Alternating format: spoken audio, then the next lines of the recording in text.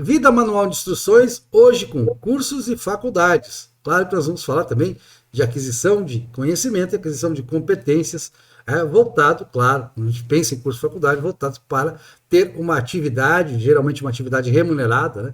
Existe também quem faça cursos e faculdades para fins diletantes, mas a maioria das pessoas pensa em cursos e faculdades como algo que, vou ter uma carreira agora, vou ter minha independência, né?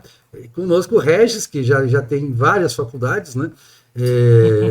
Um pouco de tudo, e o Túlio, que está trabalhando com essa parte mais de cursos, exatamente, né? Com essa coisa de cursos voltados para a aquisição de competências práticas, e que é a nova história, né, Túlio? O Túlio vai explicar isso, e eu também já sabia um pouco, mas de que cada vez nos Estados Unidos isso é mais forte, que no Brasil está chegando, essa coisa do diploma ser o abre-alas do mercado de trabalho, não é mais tão bem assim. Quer dizer, tem cursos hoje de certificação que de repente abrem mais portas do que certos diplomas, não é, Túlio?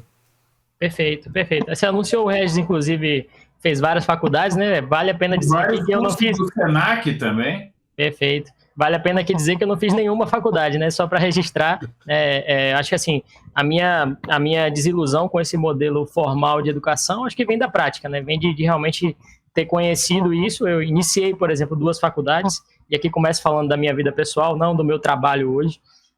Mas iniciei 2 faculdades e percebi que realmente naquele modelo eu iria aprender muito menos do que eu como autodidata. Acho que a faculdade, eu cheguei a fazer, por exemplo, meia faculdade, né? Foi até terminei o 3º semestre de Relações Internacionais, e acho que o que a faculdade me proporcionou de melhor foram os livros que eu tinha que ler, né? A faculdade indicava bons livros. Então, acho que esse era o grande papel assim, do modelo formal, mas não me via realmente passando horas e horas a fio dentro de uma sala, e acho que, para mim, pelo menos, talvez para minha geração, a gente já esteja enxergando isso de maneira diferente, até pelo movimento que o mercado faz hoje também, justamente essa ideia de que talvez o ensino possa ser dado de maneiras diferentes. E hoje trabalho também na Jazer, né, que é uma empresa de Minas Gerais, uma empresa que é especializada em consultoria, e hoje a gente está expandindo também para essa área educacional, passando a vender, apesar da expertise da empresa ser no B2C, né, ou no B2B, perdão, passando a vender também no B2C, né, que existe um movimento muito grande hoje de venda de curso online.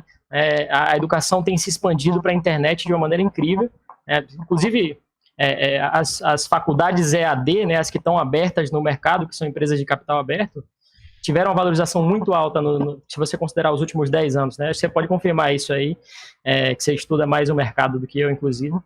Então, a educação tem se expandido para a internet e de um formato diferente, né? A Jazer, por exemplo, por atuar dentro das empresas, ela hoje tem certificações que está começando a abrir para o público também, que assim, são totalmente específicas, né? Você já está trabalhando, você já está ali na linha de frente, você já tem uma profissão, seja por formação ou por simplesmente pela carreira ter te levado a isso. E na prática, você vai aprender as coisas muito mais na prática, né? Então, a faculdade ela vai te oferecer um conhecimento talvez muito mais amplo para você decidir o que você quer fazer, enquanto que um curso ele consegue ser muito mais especializado, ele consegue te resolver uma demanda prática, um problema prático que às vezes você também não vai ter na faculdade por ser algo mais conceitual. Então, começando assim por mim, eu digo que tentei faculdade e não funcionou, né? Mas isso não me fez, pelo contrário, né? Não me fez em momento nenhum ficar um passo atrás das pessoas que pelo menos que foram meus colegas. Assim, hoje eu até me vejo um passo à frente, conquistando muita coisa, mas pelo fato de que a busca pelo conhecimento ela independe do meio formal de educação. Acho que meu pai também é um grande exemplo disso aí. E acho que como introdução tá bom, deixa vocês falarem um pouquinho também, né? A minha atuação foi um pouco diferente, porque eu fiz filosofia, licenciatura em filosofia, depois eu fiz formação em psicanálise, que não é acadêmica, hoje em dia acho que até né? Depois eu fiz direito, depois eu fiz licenciatura em dança. Aí eu resolvi fazer concurso para magistério aqui do estado do Rio Grande do Sul. Aí eu aproveitei a filosofia que eu tinha feito profissionalmente, vamos dizer assim. E mais recentemente eu estava fazendo licenciatura em educação física, né? Agora com a pandemia, a aula à distância de educação física, eu achei que era matação demais e nem me matriculei agora nesse segundo semestre. Mas acho que eles vão dar tipo um perdão geral, assim, né? Porque a ideia... Eles levaram até outubro do ano passado, acho, para se resolver a começar as aulas remotas, né? Então eu pensei, isso aí não é sério, né? Eu, como professor no ensino médio, a gente faz aulas remotas a sério, toda semana, direitinho, com regularidade, né? Mas na URGS, as aulas que eu fiz, uma só mandava trabalhinho, dia tal a gente vai ter uma aula via remota, né? O outro também não era toda a semana, então para mim aquilo não tinha regularidade, né? Então, se eu fosse estudar, claro que eu não ia ganhar os créditos, mas eu aprenderia mais, né? E uma coisa que tu falou me chamou muito a atenção, que é um mote que eu tenho com um amigo meu, né? O Fernando Namor, que a gente zoava muito dos nossos colegas da dança e dos professores também, né? Então a gente dizia assim, se tu lê o que está indicado como leitura recomendada, tu tem superpoderes em sala de aula, não só junto aos colegas, alunos, mas eventualmente até em relação ao professor, porque tá lá, aqueles livros que estão sugeridos na ementa, aquele professor só herdou aquela ementa daquela disciplina, nem leu aqueles livros, na verdade, né? E deu uma olhadinha assim por alto, sei lá, procurou um resumo na internet, né? E diz umas bobagens que tu pode, se tu for cara de pau bastante, o que é obviamente o meu caso e o do Fernando, a gente pode até corrigir o professor, né? Que alguns na dúvida, ele sabe que ele não leu e diz, vou ter que conferir. Mas assim, a universidade brasileira, estatal, ela certamente tem gente muito bem preparada lá, né? Mas, por outro lado, mesmo gente muito bem preparada fica fazendo matação, né? Em metade dos casos, eu acho que é isso que acontece. Eles têm estabilidade como se eles fossem pesquisadores. Não são, tá? Eventualmente, eles publicam o tempo todo alguma coisinha, mas aí se tu vai olhar o que eles estão publicando, muitos deles fazem o seguinte, uma vez um aluno pesquisou alguma coisa para fazer, sei lá, um mestrado ou um doutorado. Aí ele pega aquele trabalho e faz mais 50 trabalhinhos com outros alunos, né, de iniciação científica e tal, trabalho de conclusão, que ele orienta a pegar aquele mesmo material, aquela mesma pesquisa. E aí isso é produção científica. Não é. Isso não é nem mesmo treinamento para fazer pesquisa. Porque a pesquisa no Brasil virou o seguinte, tu faz iniciação científica, aí tu faz o trabalho de conclusão, aí tu faz o mestrado, e aí tu faz o doutorado, e aí tu começa a repetir a mesma coisa, e eventualmente, isso não é só no Brasil, tá? Vocês vão pesquisar lá um assunto que tem 50, 60 artigos, aí tu vai ver os autores dos artigos, eventualmente são as mesmas 5 pessoas que ficam republicando a mesma porcaria, ou às vezes a mesma coisa boa, mas enfim, eles pesquisam uma vez, mas como exige a cobrança de que eles têm que publicar regularmente, aí eles entram na embromação. E aí, para concluir essa minha participação, eu vou dizer o seguinte, não sei como é que foi com vocês, mas eu, por exemplo, tive inglês no colégio da seguinte maneira. No primeiro ano que a gente teve inglês, nos ensinaram algumas coisas do verbo to be. Né? Segundo ano, alguns alunos tiveram, alguns não tiveram, vamos ver de novo o verbo to be. Eu acho que eu até aprendi um pouquinho mais sobre o verbo to be. Aí, no terceiro ano, alguns alunos tiveram, alguns não tiveram, vamos ver de novo o verbo to be. E aí eu pensei, nem vou mais estudar, isso aqui eu vou fazer às cegas, né? Então eu acho que até desaprendi, porque eu aprendi a responder as questões, as provas, né? Mas o aprendizado, propriamente dito, não teve uma evolução, não teve um... Depois eu fui aprender inglês jogando Age of Empires 2, né? Que aí, para entender a historinha e como o programa era, digamos, talvez não fosse oficial, né? Aí não tinha a versão traduzida, então eu tinha que...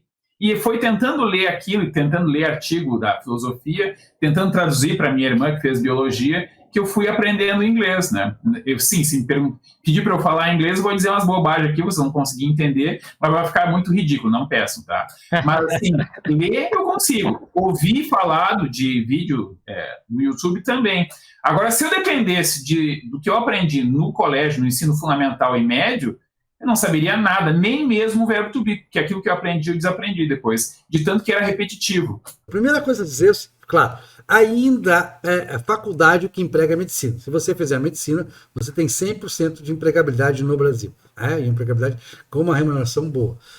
Isso, claro, o envelhecimento da população colabora para isso. Nos Estados Unidos também é assim, na maioria dos países é assim. Alguns países já têm excesso de médicos, já estão até exportando médicos. O pessoal vem até aqui para o Brasil fazer o revalida aqui, porque passa a ser interessante a exercício da atividade da medicina no Brasil. Fora isso, nenhuma faculdade dá empregabilidade total. Algumas pessoas serão empregadas. Eu vejo a minha esposa, por exemplo, faz medicina veterinária. Algumas pessoas se empregam, mas a quantidade de médicos veterinários formados é muito maior do que a demanda do mercado por médicos veterinários. E algumas são aquilo que você chamou no outro programa de pirâmide da egiptologia, né? Ou seja, 100 pessoas fazem aquela faculdade e aí ela vai ter vaga para 5 professores, entre aqueles 100, eles vão buscar aquelas 5 vagas, né? E aí continua a pirâmide. Ver se 5 vão dar para mais 100 e vai indo, vai... Podia colocar o meme da egiptologia, né? Esses dias eu publiquei no Facebook, né? Que o cara diz assim, um amigo meu, ele estuda egiptologia, aí para ele conseguir um emprego ele vai ter que fazer doutorado e para ensinar na faculdade, porque a única profissão de egiptólogo basicamente é ser professor universitário de egiptologia. Ele diz, portanto, no caso desse meu amigo, egiptologia é literalmente um esquema de pirâmide, porque, enfim, na verdade, em muitas áreas é exatamente isso, né? O que um professor acadêmico, do professor doutor vai fazer na vida, além de ser professor universitário, né? Não tem outra profissão. Quem sabe ele arruma um emprego na Telex Free, né? Eu demorei para começar a faculdade, que nem tudo também, né? Foi atrapalhado esse início, né? Tudo, assim, faltou o foco, e aí eu já tinha feito concurso público, aí fiquei nisso e tal. Eu já trabalhava no serviço público como cargo de confiança, cargo de comissão. Eu poderia ter ido longe com faculdade, como minha irmã, por exemplo, podia ter ido longe na área dela. Ela é doutora hoje, é professora e tal, tem toda uma série de atividades, mas ela poderia ter feito carreira numa empresa, foi chamada para fazer carreira numa empresa grande, essas empresas SAs, né? Por quê? O que distingue dentro de uma empresa para você subir dentro de uma empresa? Primeiro, você tem um conhecimento geral grande, e esse conhecimento com uma capacidade de simbolizar as coisas, que você adquire principalmente pela literatura.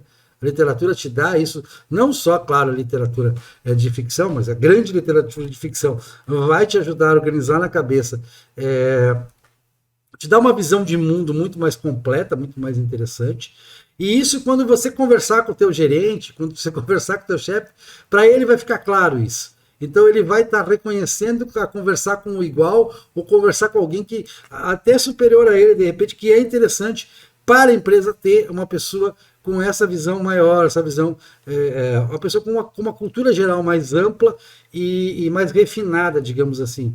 Isso é importante. Ou então, aquela coisa que eu sempre digo, quando eu observo muito cenário de grande empresa, cenário corporativo.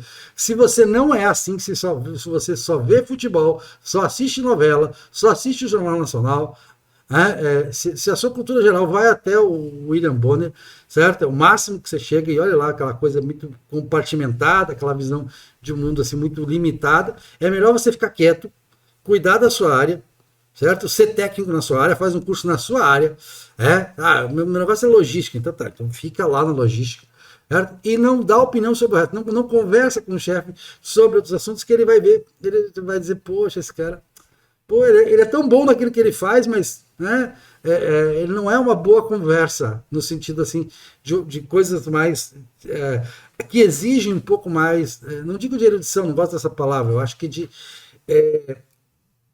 de significação do mundo das coisas. E isso aqui eu acho que a literatura me deu muito, me deu a minha irmã, e a gente tinha muito isso desde pequeno, a gente foi criado nisso. Você sabe que o meu avô era ligado nisso, né, Túlio? O seu avô, meu pai. Exatamente.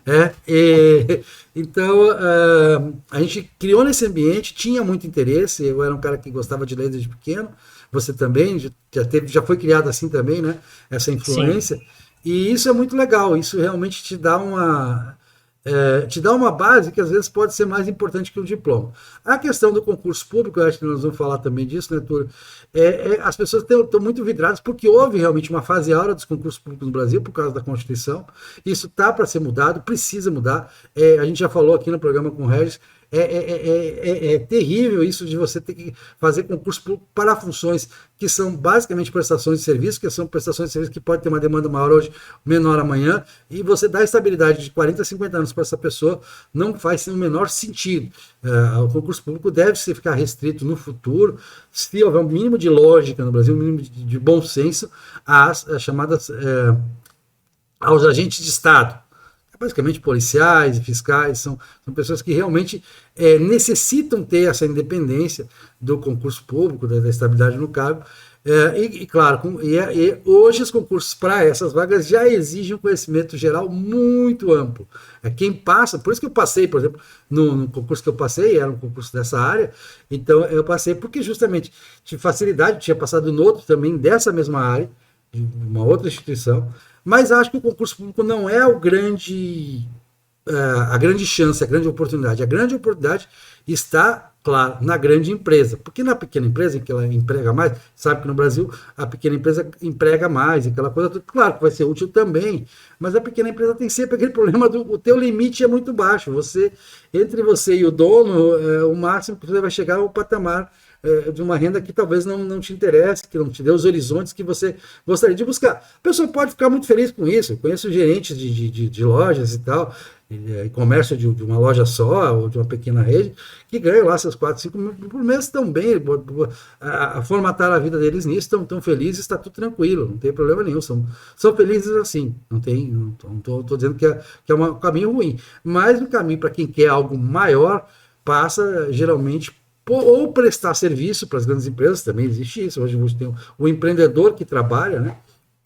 Ou dentro da empresa ter essa possibilidade de crescer, mas você vai crescer. Primeiro, se você tiver, são dois caminhos, né? Esse caminho do entendimento geral, que vai te fazer quase que ser admirado por quem está acima de você, pô, esse cara aqui tem potencial, eu tenho como dar uma área para ele aqui, eu tenho como dar mais funções para ele dentro da empresa. Porque ele tem um conhecimento geral, principalmente literatura, isso é muito valorizado dentro das empresas. A pessoa ter assim, um conhecimento literário grande, com uma cultura geral sólida, né? Clássica. Ou então, aquilo que você falou, tudo, a especialização da especialização. Se a sua área, por exemplo, se você está trabalhando com logística, então você vai saber tudo sobre logística, vai fazer os cursos sobre logística, claro, vai fazer, às vezes até a própria empresa exige que você faça a faculdade de logística, aí já são aquelas faculdades técnicas, essas faculdades técnicas têm uma empregabilidade geralmente boa para quem se destaca, não é 100%. Que aqui, a gente tem aqui na Bahia, Senai Cimatec, por exemplo, que é muito voltado a isso. Mas tem outros, a área 1 aqui também, em Salvador. Você sabe que existem faculdades que são extremas, hoje tem um leque de faculdades bastante técnicas, né? Que não é aquela engenharia civil também ficou com excesso de gente, porque houve um boom da engenharia civil, e eu conheci muitos engenheiros civis que estavam, poxa, para mim conseguir um emprego hoje pelo piso da categoria, que não é uma grande coisa, é muito difícil. É isso, inicialmente. Acho que o que você levantou aí, acho que você levantou um pouquinho a bola para mim, você tinha falado no começo, não quis soltar logo isso de cara, mas assim, sobre o que o mercado tem que valorizar em relação à empregabilidade. E aí você cita, por exemplo, dentre os diplomas universitários, né, o de medicina continua com alto valor, simplesmente por questão de oferta e demanda, né? A gente tem poucos médicos, a gente precisa de muitos médicos, então dá para formar muito mais médicos, né? E por outro lado, por políticas de Estado, a gente acabou saturando muito alguns setores, por exemplo, pedagogia, né? Quantos pedagogos formados a gente tem hoje e qual é a nossa capacidade de empregar pedagogos? Qual que é a nossa necessidade como sociedade de pedagogos, né?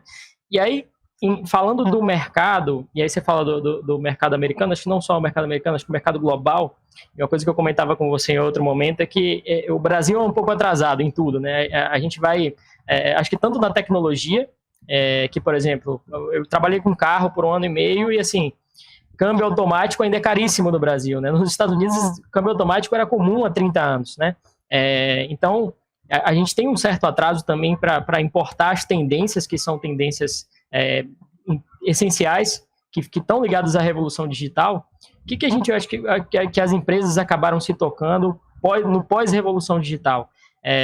Você pega hoje os bilionários do Vale do Silício, e você pega os bilionários que trabalham com as empresas de tecnologia, que é o mais fácil de se tornar bilionário hoje via tecnologia, né? Você criou uma tecnologia nova, né? Você criou uma rede social nova, você criou uma solução nova, mas sempre do ponto de vista da digitalização, da transformação digital. Então, o que o mercado entende, olhando para o Vale do Silício hoje, é olhar para os bilionários do mundo e ver, qual que é a maior formação, a formação que eles mais têm? É nenhuma. Então, esses caras são outsiders do ponto de vista da academia, né? Eles não são acadêmicos, né? O conhecimento que fez a revolução digital não foi um conhecimento acadêmico. Ele foi um conhecimento prático mesmo, de busca por inovação, né? E aí o que as empresas passam a valorizar nesse momento, e o que acho que tanto a empresa que eu trabalho hoje trabalha para capacitar nesse sentido, é em relação ao que o RH leva em conta hoje. Não só isso, claro, a gente quer capacitar profissionais que já estão empregados, que é o que eu falei, mas o que o RH valoriza hoje? Além das hard skills, que é hard skills, né, a gente falou de inglês aí, o meu é péssimo, mas enfim, além das hard skills, que são os conhecimentos técnicos, que são os conhecimentos específicos, existem as soft skills. Exemplos de soft skills, né? Tomada de decisão, pensamento crítico, inteligência emocional, flexibilidade, empatia, colaboração, trabalho em grupo, né? Criatividade, comunicação, são habilidades que é até mais difícil você ensinar para alguém do que um conhecimento técnico. Então, assim, as empresas têm buscado muito qualificar os seus profissionais em soft skills. Porque, assim, você pode ter um cara que é o gêniozinho, e eu já vi isso, né? Mas ele é basicamente um psicopata organizacional, né? Ele vai causar um mal maior, né, para a organização no médio e longo prazo, que ele pode trazer resultado no curto prazo, mas ele vai criar um ambiente tóxico, né? Quem já trabalhou em qualquer ambiente teve que lidar com pessoas tóxicas, no sentido de que, esses caras não sabiam trabalhar em grupo, sabotavam os outros com frequência. Eu trabalhei no ramo de venda de carro, e isso era natural do mercado, né? Como é um ramo muito competitivo, e o meu colega acaba sendo meu competidor de certa forma, muitas vezes alguns colegas faltavam com a ética ali, realmente passavam na sua frente. Então, para a empresa, isso acaba sendo negativo porque pesa no ambiente. E quando pesa no ambiente, pesa também nos resultados, pesa na produtividade. Líderes, por exemplo, formação de líderes é uma especialidade da Jaser, né? O que um líder precisa saber? Será que o líder ele precisa ser o cara do conhecimento técnico? Não. O cara do conhecimento técnico pode estar no background. Esse cara geralmente vai estar no background. Mas o líder ele precisa ser bom de soft skills. Ele precisa saber trabalhar em grupo, ele precisa saber se comunicar. E, inclusive, assim, contando mais uma história pessoal aí, quando eu fui contratado para ser vendedor de carro, né, eu comecei como vendedor de consórcio numa empresa que era bem picareta assim mesmo, que o pessoal tentava empurrar qualquer coisa para cima do cliente, assim, eu vi coisas absurdas acontecendo ali. E aí, não consegui fiquei 3 semanas e saí. Aí liguei para um amigo, depois de passar um tempo, naquela época, realmente eu precisava de uma oportunidade, estava vivendo um momento pessoal, familiar, que eu precisava bastante mesmo, e saí batendo de porta em porta, saí pedindo emprego em shopping, né? Eu estava pronto para qualquer coisa. Não tinha diploma, né? Não ter um diploma talvez te coloque um passo atrás, mas não foi isso que eu senti acontecer comigo. E aí passei de porta em porta, loja de shopping, não estava em época de contratação, os caras não me contrataram. E aí liguei para um amigo com quem eu já tinha trabalhado, e aí vem outra habilidade que é muito importante, além de todo o conhecimento técnico, de todos os soft skills que você possa adquirir, se você não tiver um bom networking, se você não for bom de relacionamento, a sua progressão vai ser muito mais lenta, muito mais dificultosa, né? Vai ser muito mais difícil você progredir em qualquer área que você trabalhe. Então, networking é uma das coisas principais, né? E aí liguei para um amigo com quem eu já tinha trabalhado, que já conhecia o meu trabalho, e esse amigo me indicou para participar de uma seleção num grupo. Eu perdi nessa seleção, na última fase, justamente para um profissional com mais experiência que eu. Só tinha eu e mais uma pessoa, eu e mais uma mulher. Ela para trabalhar como vendedor de consórcio. Eu tinha experiência de 3 semanas como vendedor de consórcio. Ela tinha experiência de 3 anos. Né? Então, assim, realmente ficou despartida. Eu mostrei um bom desempenho nas entrevistas e tal. Cheguei até a última fase com mérito, né? Mas naquele momento você tinha um currículo muito melhor, né? Agora a questão é o que o RH precisa levar em conta e já passa a levar em conta e por que as soft skills são importantes? 2 semanas depois, a mesma empresa me ligou e disse, a gente não tem essa vaga de vendedor mais, mas a gente tem uma vaga de auxiliar administrativo financeiro. Para ganhar um salário mínimo, na época, para mim, o salário mínimo estava ótimo. Eu disse, eu vou me jogar nisso aqui. E eu disse, beleza, vou aí.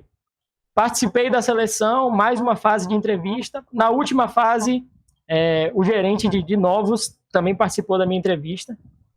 E aí, falando, ele olhando para o meu currículo, assim, e o meu currículo, ele é construído justamente sob a perspectiva de que, eu não tenho formação nenhuma, mas eu já fui garçom, né? Eu coloco no meu currículo que eu fui garçom.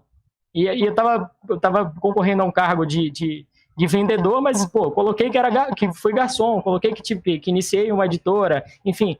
Além de colocar as experiências que eu tive, eu gosto de detalhar o que eu aprendi. O que eu ganhei com aquela experiência? Por que aquela experiência me fez um profissional melhor ou mais preparado? E aí, como garçom, eu disse, eu aprendi a servir, eu aprendi que realmente eu preciso me entregar.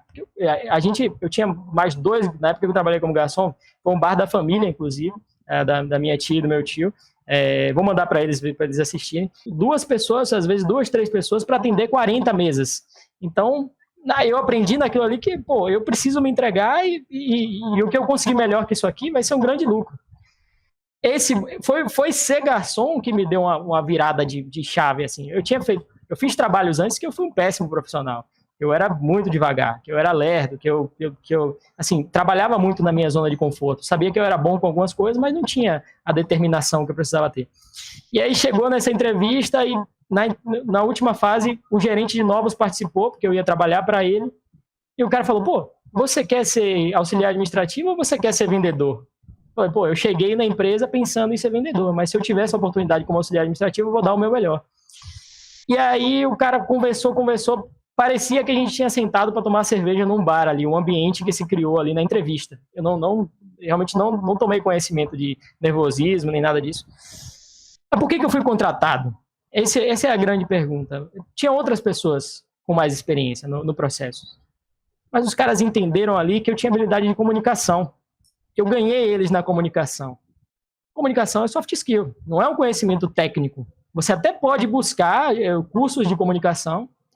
Eu acho que tem cursos que são bons, que são efetivos nessa área, mas essa é uma habilidade que não é tão fácil de desenvolver quanto um conteúdo que seja você pegar ali, ler e reproduzir. Então, quem que poderia ser um melhor vendedor do que um cara que se comunica muito bem, né, que consegue convencer? Eu me vendi naquele momento. Então, o mercado passa hoje a enxergar soft skills como quase tão importantes quanto as hard skills. Ou, em alguns cargos, para a questão da liderança, como eu citei antes, até mais importantes. Então, assim, a gente tem um novo modelo educacional. A revolução digital, ela traz um novo modelo educacional à tona. Ela traz o fato de que bilionários hoje são caras autodidatas, que saíram do nada e que pesquisaram em casa. Não existe mais aquela coisa a biblioteca, que é um privilégio, o acesso às grandes bibliotecas, ao entendimento daquilo, é um privilégio de alguns poucos, ou da população muito pouco letrada, que tem muito pouca motivação para ir atrás das bibliotecas. Hoje você tem um celular na mão que você consegue alcançar todas as bibliotecas do mundo, em uma simples pesquisa, né? O Google, tem o Google Acadêmico, você consegue hoje acessar todas as pesquisas de doutorado que já foram publicadas no mundo. E assim, você consegue escrever um livro com isso. Meu pai é a prova disso. Escreveu livros pesquisando no Google, né? Usando o Google Acadêmico, procurando o artigo acadêmico ali. Então, isso facilita essa aquisição de conhecimento, que eu acho que é o que a gente está discutindo principalmente aqui, de uma maneira absurda. E isso tira o monopólio realmente da academia, dessa transmissão de conhecimento, e o mercado é inteligente o suficiente para já ter percebido isso. Então, hoje, a gente dá tanta importância, o mercado dá tanta importância às soft skills quanto às hard skills. Aí, como você citou, as empresas pequenas, a maior preocupação delas, às vezes, por exemplo, você vai pegar um varejo, um mercadinho, a preocupação dos caras é sobreviver, é ter caixa para rodar no dia seguinte, e enfim, às vezes não vai ser tão importante para eles capacitar o caixa ali. Mas as empresas que querem agregar valor, que querem construir, elas pensam no ponto da experiência do cliente. E a experiência do cliente é aquela coisa irrepetível. Por que o Starbucks estourou? Os caras escreviam o nome das pessoas no copo e chamavam as pessoas pelo nome. Antes disso, não se fazia isso. Era uma questão simples, como fazer amigos e influenciar pessoas, né, do Dale Carnegie, né? Nenhuma palavra é tão boa para os ouvidos quanto o próprio nome. Então os caras se tocaram de uma coisa simples, e coisas simples que podem ser feitas no tratamento a partir de soft skills, a partir de habilidades que estão mais ligadas à empatia, à comunicação, que dão tanto resultado prático quanto ter muito conhecimento técnico. Tudo é vendedor, né? Todas as funções se vendem, né? Tudo é venda, né? É claro que o cara que só sabe vender cálculos matemáticos, ele vai ter que ser contratado, porque ele não sabe se vender, né? Mas aí é aquela habilidade muito específica, muito técnica, que aí o empregador procura o cara. Mas o que o Túlio falou, eu destacaria o seguinte, uma habilidade técnica, aqui no Brasil tu vai ganhar muito pouco, vai ganhar 5, 10, 15, 20 mil talvez, né? E acabou, aí é o teu teto. O teto técnico é muito limitado. Quem é que vai ganhar 30, 40, 50, 60, 100, mais, né? É o cara que tem habilidades de gerência, aí é aquilo que ele chamou de interpessoal, ou pode ser até psicopata, não tem problema. Liderança, né? Vai ter um nicho de mercado para esse tipo de habilidade destrutiva ou construtiva, tem para todos, né? Não para todos, mas tem para todo tipo de habilidade nesse patamar, e esse patamar vai muito mais longe, tá? Não vou dizer que o cara vai se tornar bilionário, ou sequer milionário, mas o patamar técnico é muito limitado. Então, o cara é marceneiro, ou o cara é engenheiro, não faz muita diferença, né? Se o cara, no entanto, ele é engenheiro, mas ele consegue montar juntar uns amigos, fazer uma empresa, de repente fazer até uns esquemas aí, esse cara pode ficar rico, pode ser preso também, né? Mas ele também pode ficar muito rico. Precisa ter o curso de engenharia para fazer isso? Não precisa, tá? Eventualmente, tem advogado, tem gente que é muito importante dentro de direito e que não tinha OAB, só que ele tinha um cara que assinava para ele, né? Então, claro, ele não ia poder fazer sustentação oral, ele não podia fazer nada oficialmente, mas ele eventualmente tinha o contato. Às vezes o contato aqui é uma coisa até, de novo, daquelas que pode levar à cadeia, né? Mas todas essas questões, num país que é cheio de regra, como o Brasil, né, e regras que são confusas, a gente prende quem a gente quer. Então a gente sabe que tem um monte de falcatrua acontecendo por toda parte, né? E aí todo mundo tem medo de denunciar, porque aquele que denunciar também vai ter algum rabo preso com alguma coisa, e aí o sistema vai poder perseguir esse cara. Então o Brasil é um ambiente hostil. E aí, pegando o outro ponto que me chamou a atenção na fala do Túlio, a questão do câmbio automático. Nos Estados Unidos é barato. É que nos Estados Unidos, né, as pessoas recebem muito mais, a renda é muito maior, a produtividade é muito maior. Então, vamos lá. O Aurélio falou que tem gente que é gerente de uma empresa pequena, ganha 5 mil e está contente com isso. 5 mil não dá $1.000, né? Agora imagina alguém vivendo com $1.000 nos Estados Unidos. Tá, ele vai ter uma casa normal, vai ter tudo aquilo que a gente às vezes não tem no Brasil, que vai ser uma casa com aquecimento, lavadora de roupa, lavadora de prato, que aqui no Brasil é meio raro, e assim por ar-condicionado, aquecedor, conforme o ambiente, só que ele vai ser a base da pirâmide, ele vai ser a ralé, entre aspas, né? Se não for... Se ele não for, como é que é aquele nosso outro programa, né? Se ele não for expulso de casa pela mulher e tiver que morar no carro, né? Ele vai ser uma pessoa que está numa base confortável, mas ele nunca vai ser, não vai ter o status de alguém integrado, alguém com uma profissão, alguém com uma carreira, né? É o cara que lava pratos ou o cara que faz qualquer coisa, que ganha o mínimo do mínimo do mínimo, é o cara que junta cestinha de fruta, alguma coisa assim, tá? Aqui no Brasil, as pessoas com profissões muito mais especializadas até, ganham menos do que isso. E eu posso dizer que eu, como professor, eu ganho, acho que R$2.000. Claro, se colocar a questão de que é estatal, que tem IP, que é uma espécie de SUS diferenciado, vamos dizer assim, né? De repente a gente teria que calcular o meu salário acima. Mas isso também ocorre fora daqui. A questão é, quanto é R$2.000 fora do Brasil? Então, tu pode ter uma vida confortável, absolutamente preso dentro do país. A pessoa que quer viajar, quer conhecer o mundo, quer ser um cidadão do mundo, ele tem que ganhar mais do que isso, tem que ganhar uns 15 mil reais, né? Tá, pode ser uns 10 mil, porque ele pode juntar para de vez em quando só viajar. Mas tem essa questão, tem profissões que ganham muito para os padrões brasileiros, como, por exemplo, juiz, né? E que eles se ressentem. Eles aqui dentro do Brasil são príncipes, vamos dizer assim. No que eles saem, eles estão junto com o pedreiro, né? Aliás, também o abismo entre o médico e o auxiliar de enfermagem é uma anomalia também meio que brasileira. O abismo existe em outros lugares, mas ele é muito menor, né? Então, aqui no Brasil, a questão do mercado, ela é muito prejudicada pela questão do nosso foco em garantir o emprego que já existe.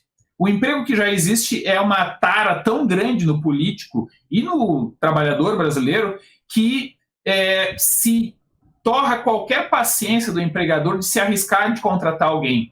Porque, o cara parece promissor, mas ele só tem 3 meses de experiência. Será que ele não é louco, daqueles que de 3 em 3 meses é internado? Né? Pode ser isso. Que o teu caso é assim, eu parecia muito bom. Como eu sou mais escaldado, pensar, esse cara aí pode ser daqueles meio que às vezes está super deprimido, às vezes está super entusiasmado, às vezes ele está enlouquecido achando que ele é Napoleão, né? Então não vou contratar ele porque ele pode estar perto da fase Napoleão. Ele pareceu muito bom demais. O que ele quer fazer nesse meu empreguinho que eu estou oferecendo para ele, né? Daqui a pouco ele vai tacar fogo na empresa porque ele vai estar num surto maníaco, né? Então não vou contratar. O cara que vai ler o teu currículo, de modo geral, o cara vai estranhar muito que tu colocou lá que tu foi garçom, tá? Aí o que rolou entre vocês ali que viu, eu entrevistei 500 antas, agora tem uma pessoa com quem eu consigo conversar. Ele já estava tão deprimido que ele foi conversar contigo como se fosse amigo, tá?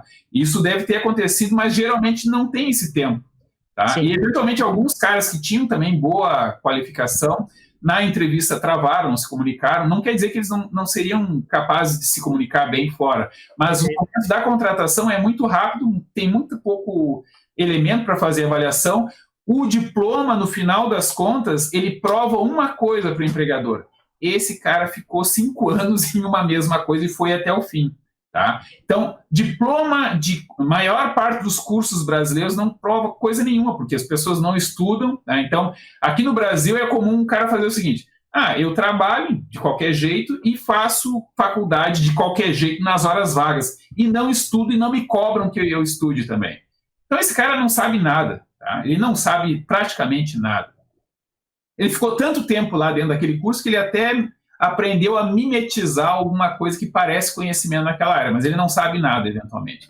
Mas o empregador pensa, esse aqui pelo menos ficou 5 anos e se formou. Ele foi até o fim de um projeto relativamente complicado e relativamente caro. Agora, se ele sabe ou se ele não sabe, isso eu vou ter que descobrir depois, e o custo eu vou ter que pagar para descobrir, implica que eu vou pagar muito mal para todo mundo, porque esse custo é muito caro. Esse custo parte importante do custo Brasil, é essa incerteza do empregador sobre se ele está contratando uma bomba ou não. O serviço público faz isso sistematicamente. É o cara que é bom de fazer concurso, depois não é bom de trabalhar. Né? O Aurélio vai dizer que não é bem assim, eu também vou dizer que não é bem assim, né?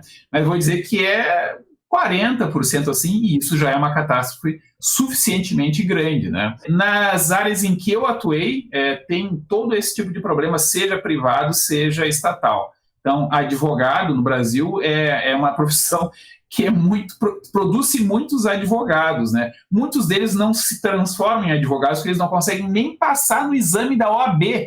E o cara faz 10 vezes o exame e nunca passa, tá? Eu trabalhei num escritório, eu administrei umas salas comerciais de uma senhora que trabalhava com modas, ela tinha várias lojas, ela fez direito e ela nunca conseguiu passar no bendito exame da OAB, o que dá uma ideia do que ela sabia a respeito de direito, né?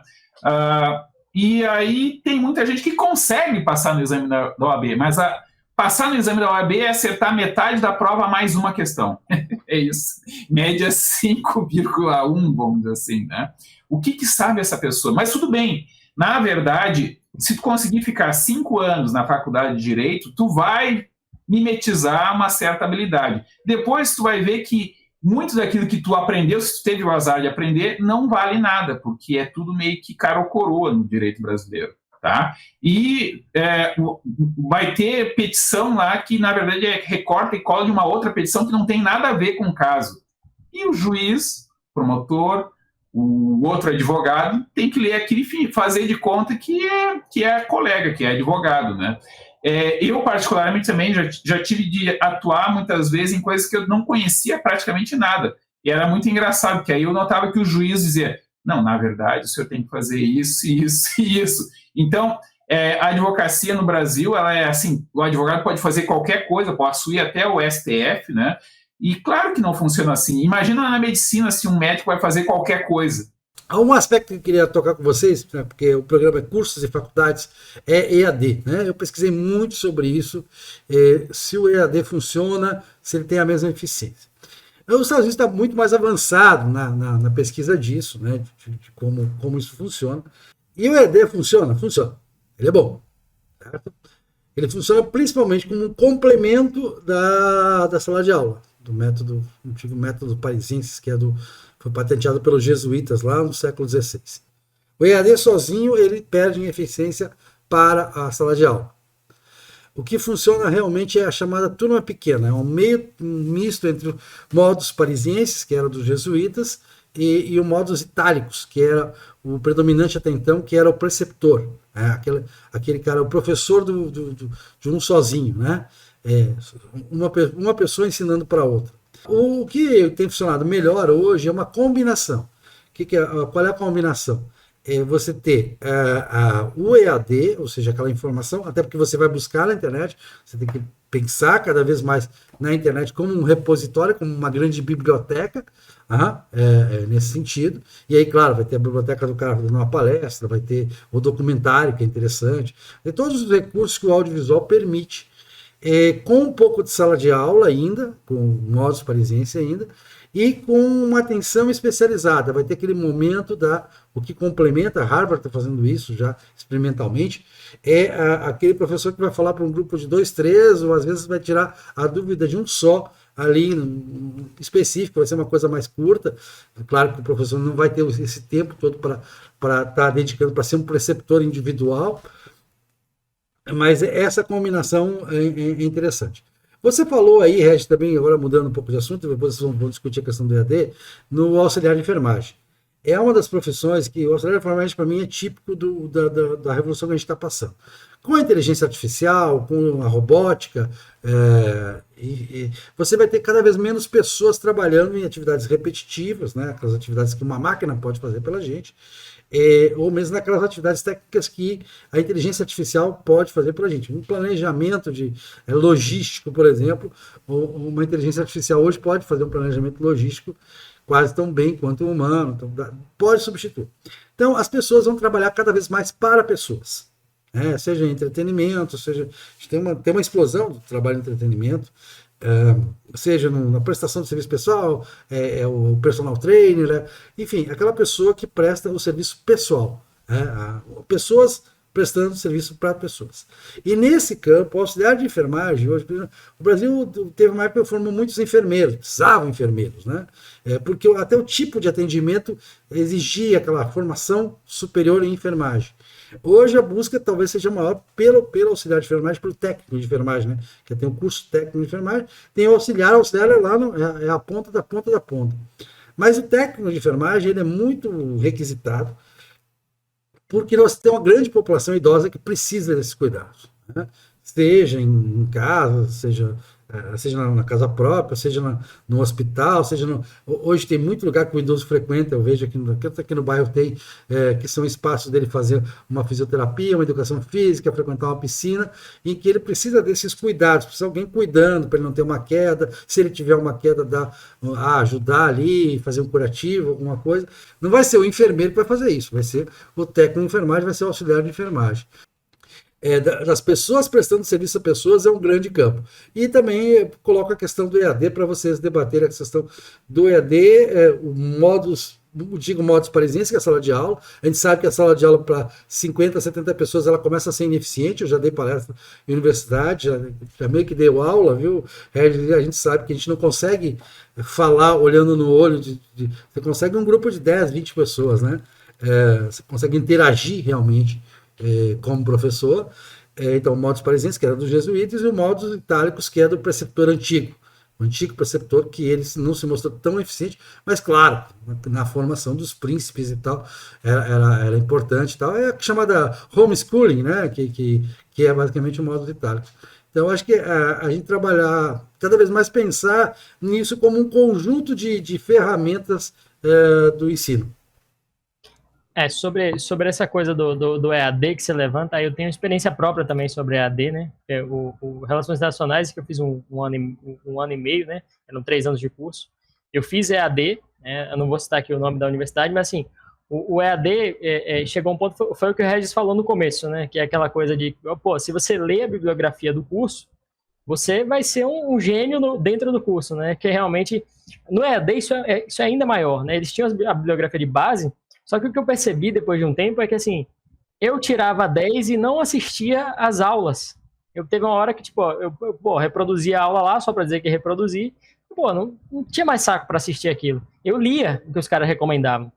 E lendo o que eles recomendavam, eu chegava na prova e, tipo, simplesmente não tinha o que errar ali, né? Então, assim, o nível é baixo, né? Eu estudei na UFBA também um semestre aí, se é que conta. A UFBA tem eles têm um modo interessante, e é isso aí, eu preciso dar o braço a torcer em relação. É um modelo até americano, os americanos já fazem isso há bastante tempo, e se começa a fazer mais isso hoje, que são o BI e as ABIs, né? Que é o bacharelado interdisciplinar, que você entra ali, faz 2 anos de conhecimentos mais gerais, e aí você tende a decidir o que você vai fazer dentro de uma área geral, né? Eu não acho isso ruim. A direita critica muito, né, esse modelo, porque eles falam que no Brasil isso é uma forma de doutrinação, né? Eu tive professores, assim, né, dentro da UFBA, que as pessoas dizem que no IAC, que é Estudo de Artes, Humanidades e História, né? Isso, exatamente. E ali eu tive professores muito bons, inclusive, a maioria deles de esquerda, assim, mas todas as vezes que eu quis colocar o meu contraponto, eu coloquei. E não sofri retaliações com isso. Algumas pessoas relatam que sofreram retaliações, relatam, né? E eu acho que isso existe, né? Pelo menos eu estudei Instituto Federal também e sempre fui de colocar contraponto. Eu nunca consegui ouvir o professor falar uma coisa que eu discordava e ficar calado e aceitar aquilo ali. Eu sempre coloquei um contraponto.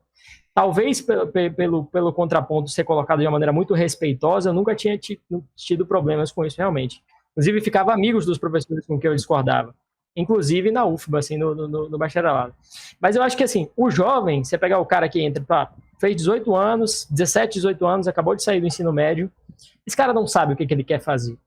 Boa parte das vezes ele vai iniciar um curso, se ele seguir pelo modelo formal, né, se ele for buscar uma graduação, ele vai iniciar aquele curso, vai passar 1, 2 anos ali dentro e, não tô feliz com isso aqui e volta. E eu costumo aconselhar amigos meus em relação a isso. Amigos da minha geração, tipo, a gente sofre muito com isso. A gente não sabe o que quer. Eu não sabia o que queria, né? Até hoje eu posso te dizer assim que eu posso mudar radicalmente daqui a 1 ano e meio. E eu tenho um pouco dessa síndrome de Napoleão aí que o Regis citou, né? Talvez por isso, inclusive, tenha sido contratado como vendedor, porque o vendedor, ele é exigido num nível de pressão e se espera dele uma alta performance, que se você não for meio napoleônico, você não vai, cara. Você não tem por que ficar naquilo ali. Porque, basicamente, o trabalho de vendedor, você faz um mês excelente. Pô, vendi 2 milhões para a Fiat. Enfim, nem estou citando a empresa que eu trabalhei. Mas vendi 2 milhões para a Fiat. No mês seguinte, se você vender 2 carros, vendeu 100 mil, você já não presta. Então, assim, ou você é muito louco, ou você não fica nisso aí, né? E a pressão é absurda, né? Porque o gerente recebe uma pressão de cima e muitas vezes ele vai acabar repassando essa pressão. Muitas vezes ele absorve também, o gerente é quem mais sofre nesse aspecto. E aí, quando você citou os gerentes, inclusive, gerente é um cara que precisa ser reconhecido e que precisa ser, talvez, às vezes, melhor remunerado. Algumas empresas até remuneram bem seus gerentes, porque geralmente é esse cara que recebe mais pressão de cima e que precisa segurar a pressão, porque se ele passar para baixo, ele vai acabar com tudo, né? Então, ele é uma peça extremamente importante em termos de liderança dentro das empresas.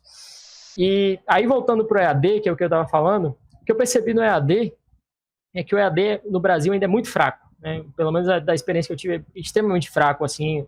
As perguntas eram, assim, absurdas, né? Tipo, se eu tivesse lido qualquer coisa na internet, nem tivesse lido a bibliografia do curso, eu conseguiria passar ali com o pé nas costas. Mas, olhando para o que a gente faz hoje também, eu acho que esse modelo híbrido, como você citou, funciona muito bem, né? E principalmente com pequenas turmas, realmente. Quando você coloca um professor, eu acho que é uma covardia, inclusive, você colocar um professor com 50 pessoas numa sala de aula. Eu acho que isso não deveria ser feito em lugar nenhum, né? E você coloca nas mãos do cara, além de todo o domínio que ele tem, do que ele precisa ter, do que ele está falando, se ele realmente quiser formar pessoas ali que sejam bons profissionais, que sejam bons estudantes, bons alunos, pessoas que sejam capazes de buscar o seu próprio conhecimento, além de todo o domínio técnico que ele precisa ter um domínio de Deus sobre o comportamento da turma, sobre a atenção da turma. E isso, para se perder, e para você ter profissionais que desenvolvem tipo, uma grande frustração com a sua profissão, é absurdo. E nas escolas públicas, e aí eu até pedi o perdão para voltar, assim, abrir mais o tema, e aí nesse momento eu acho que eu não consigo não abrir. Nas escolas públicas, na base, que é onde está o maior problema educacional do Brasil, e a gente fala assim que a gente cresceu muito a oferta de cursos de ensino superior, a gente criou sistemas de cotas para tentar tornar um pouco mais justo, teoricamente, para dar acesso a essas pessoas, não negar acesso aos mais pobres para o ensino superior, mas a base é muito ruim. A base sempre foi sucateada, é de onde mais se desvia recurso. E o ensino de base é péssimo, é muito ruim. Eu estudei em escola estadual de Salvador, que eu passei 3 meses estudando na escola e não tinha professor de português e matemática. Depois passaram 3 meses sem professor de português e matemática e não tinha previsão de quando ia chamar os caras. Estudei Instituto Federal depois, que teve problemas parecidos com professor de matemática também. Porque apesar de toda a estrutura e os professores assim fantásticos, não tenho do que reclamar, os professores de Instituto Federal são muito bons, comparados ao nível da escola estadual e escola municipal. Tive bons professores em escola municipal também, mas os professores do Instituto Federal eram muito bons, mas o MEC, ele não convocava, ele tinha problemas burocráticos para fazer a contratação de professores. Então a gente teve que fazer 4 unidades ali, que eram bimestres, né, no tempo de 2, né? E aí, se você erra na base, para consertar depois, você vai criar um problema enorme. Porque aí você amplia a oferta de curso superior, mas você acaba tendo que nivelar por baixo. E aí o que o Regis falou sobre curso de inglês, você fala, o aluno não viu, tipo, o inglês que é ensinado na escola, né? Alguns alunos não viram o verbo to be, então vou repetir o verbo to be. Isso inclusive, os cursos tradicionais de inglês fazem muito isso, porque eles querem segurar o cara lá o máximo de tempo possível. Se você pegar esse cara e jogar ele um mês nos Estados Unidos e falar, se vira aí, cara. Se você erra na base, você gera um problema terrível, porque você tende a piorar a qualidade do ensino superior. E aí você gera justamente essa desconfiança que já começa a existir sobre o diploma, justa, né? Porque as turmas, a qualidade do ensino superior vem caindo, né? Em vez de melhorar com o aumento da oferta. E basicamente você abre e tem que nivelar por baixo. Sobre a EAD, eu acho que funciona. Hoje a gente trabalha no modelo que tem um pouco das duas coisas. A gente já faz turmas que são via Zoom completamente. Então você coloca ali, claro, você também precisa ter esse controle. Eu vou colocar, se é tal turma, eu vou botar 20, 30 pessoas ali dentro. Mas eu já consigo fazer via Zoom também. E acho que o modelo híbrido eu já vi funcionar também, funciona bem. Mas no Brasil ainda tem uma qualidade muito baixa, né? Acho que tem a regulamentação talvez atrapalhe também. Eu vou fazer um relato, como é que se diz, com lugar de fala, porque eu sou professor da rede estadual do Rio Grande do Sul e fui muito aluno, e ainda sou aluno. Agora não sou aluno, mas, enfim, fui muito aluno. Né? Sou aluno do teu pai agora, né? Para fazer aqueles programas de história, ele manda uns textos gigantes e diz, tema de casa, ele escreve assim, tá? E aí eu leio, né? Claro, sou um bom aluno. Então, o que funciona em educação? Qualquer coisa funciona com o aluno que quer aprender. Tá? Então não precisa nem ter bom professor. Se tiver um professor mais ou menos não louco, né, e não mal intencionado, né, ele pode dar para o aluno tudo que ele precisa para aprender e muito, mais do que o próprio professor. O aluno pode ir além do professor, tá? Isso é uma coisa muito engraçada que eu noto na escola em que eu comecei a trabalhar, que é uma escola muito diferenciada, o Colégio Tiradentes da Brigada Militar, né? Então, são alunos excelentes. Claro que não todos são igualmente excelentes, nem todos estão ali porque quer, às vezes é o pai que quer que está ali, né? E o aluno não se adapta bem. Quando eu entrei nesse colégio, em 2012, e comecei a trabalhar com turma mesmo em 2013, tinha uma comandante que disse uma coisa muito importante. Ela disse, olha, o meu filho não veio estudar aqui, porque ele não tem perfil para estudar aqui, né? E eu sei disso, então a gente não chamou ninguém para vir estudar aqui, os alunos vieram porque quiseram, né? E precisa se adaptar à escola que tem um projeto pedagógico muito específico, tá? Tem outras escolas também com projetos pedagógicos muito específicos. Aqui na Grande Porto Alegre eu cito a Escola Agrícola de Viamão, né? Getúlio Vargas estudou lá, eu acho. É muito boa e ela tem um projeto pedagógico que consegue sobreviver à maluquice dos governos, vindo com projetos pedagógicos prêt-à-porter, vamos dizer assim, que eles inventaram, né? Não é que eles inventaram, às vezes eles discutiram durante 10 anos, mas é aquela discussão de assembleia, né? Vai quem quer, ela pode ser monopolizada por quem está lá mais a fim de falar, e no fim das contas não houve uma real discussão com a comunidade dos professores. E aí os professores sempre reclamam, sempre resistem, qualquer projeto também pedagógico não vai dar certo, porque os professores não vão deixar dar certo. Eu posso garantir, tá?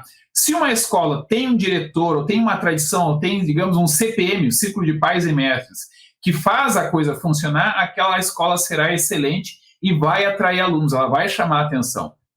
Aquela escola pode ser uma escola estadual, com os professores ganhando nada, né? Mas aquela escola vai se diferenciar porque ela tem um projeto. E esse projeto até vai dizer, o professor que não está afim de trabalhar, que não está afim de ensinar, que não está afim de ir à aula, não está afim de ficar na sala de aula, prefere ficar na sala dos professores conversando, esse não vai gostar dessa escola, porque ele vai ter que trabalhar ali. E existe escola em que o professor não trabalha, tá? Comigo, assim, nunca notei, né? Nas escolas em que eu trabalhei não existiu isso. E foram apenas 3 escolas.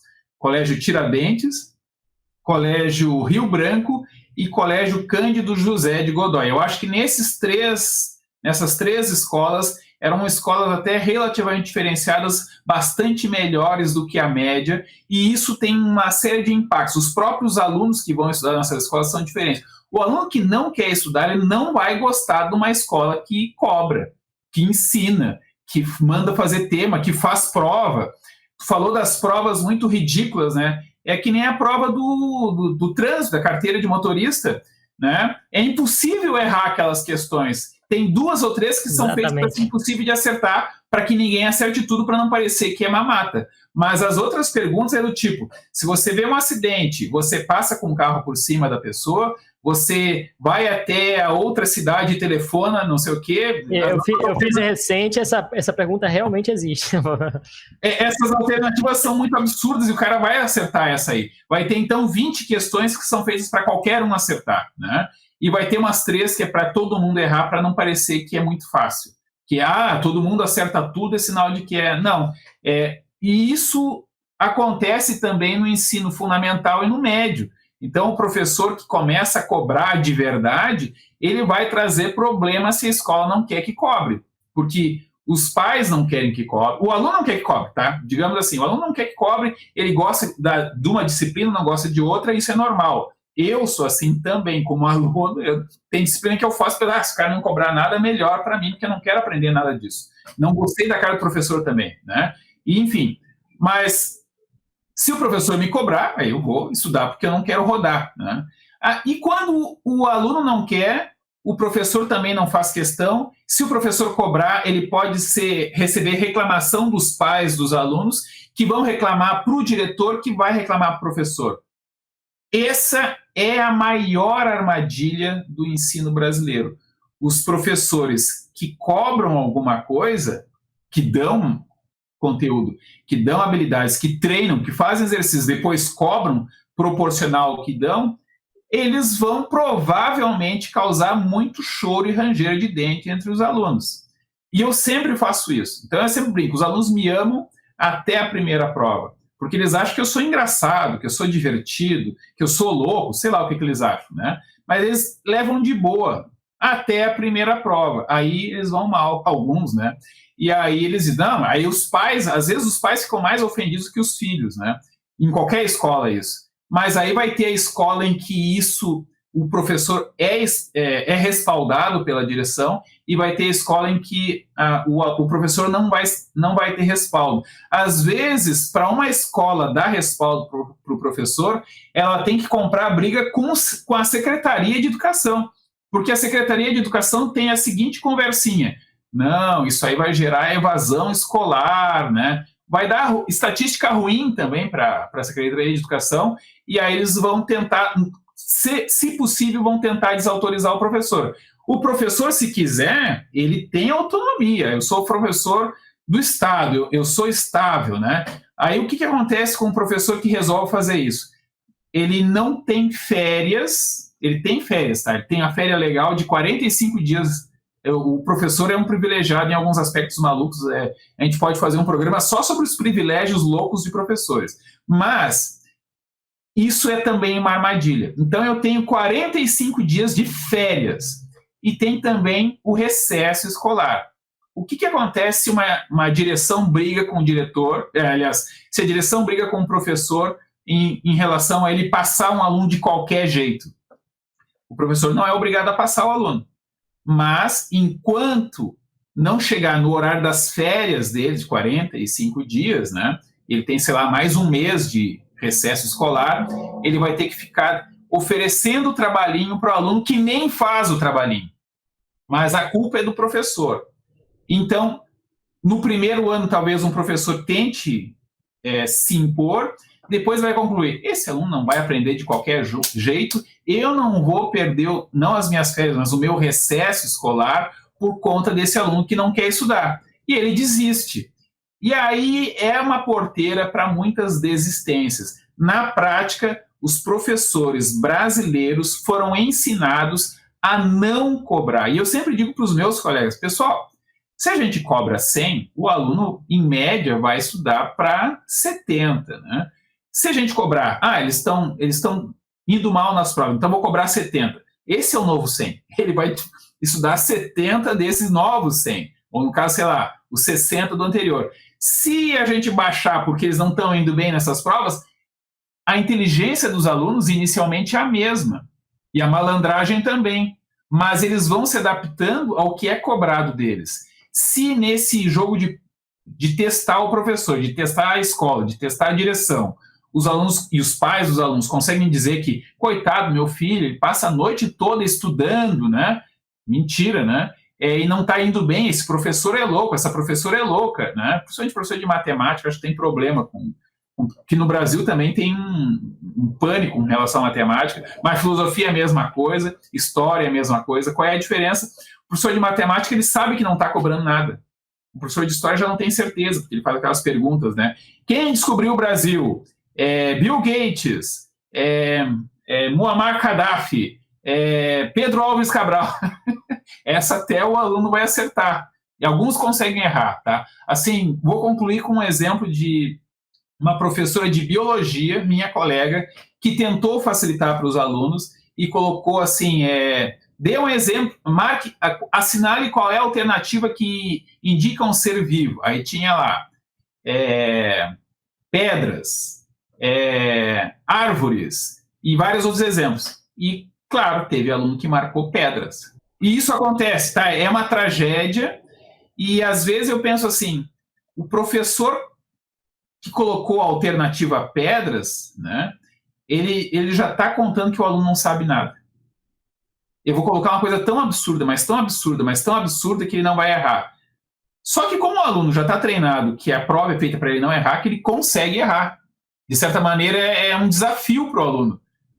E está vendo, se eu consigo não saber nada, eu vou mostrar que eu não sei nada. E eu digo para os alunos, olha, prova de 10 questões, 5 alternativas cada uma, prova de marcar. Eles chamam objetivo e dizem, não é objetivo porque a outra não é subjetiva, né? Não perguntei qual é a cor favorita de vocês. Enfim, prova de marcar, não objetiva, de marcar.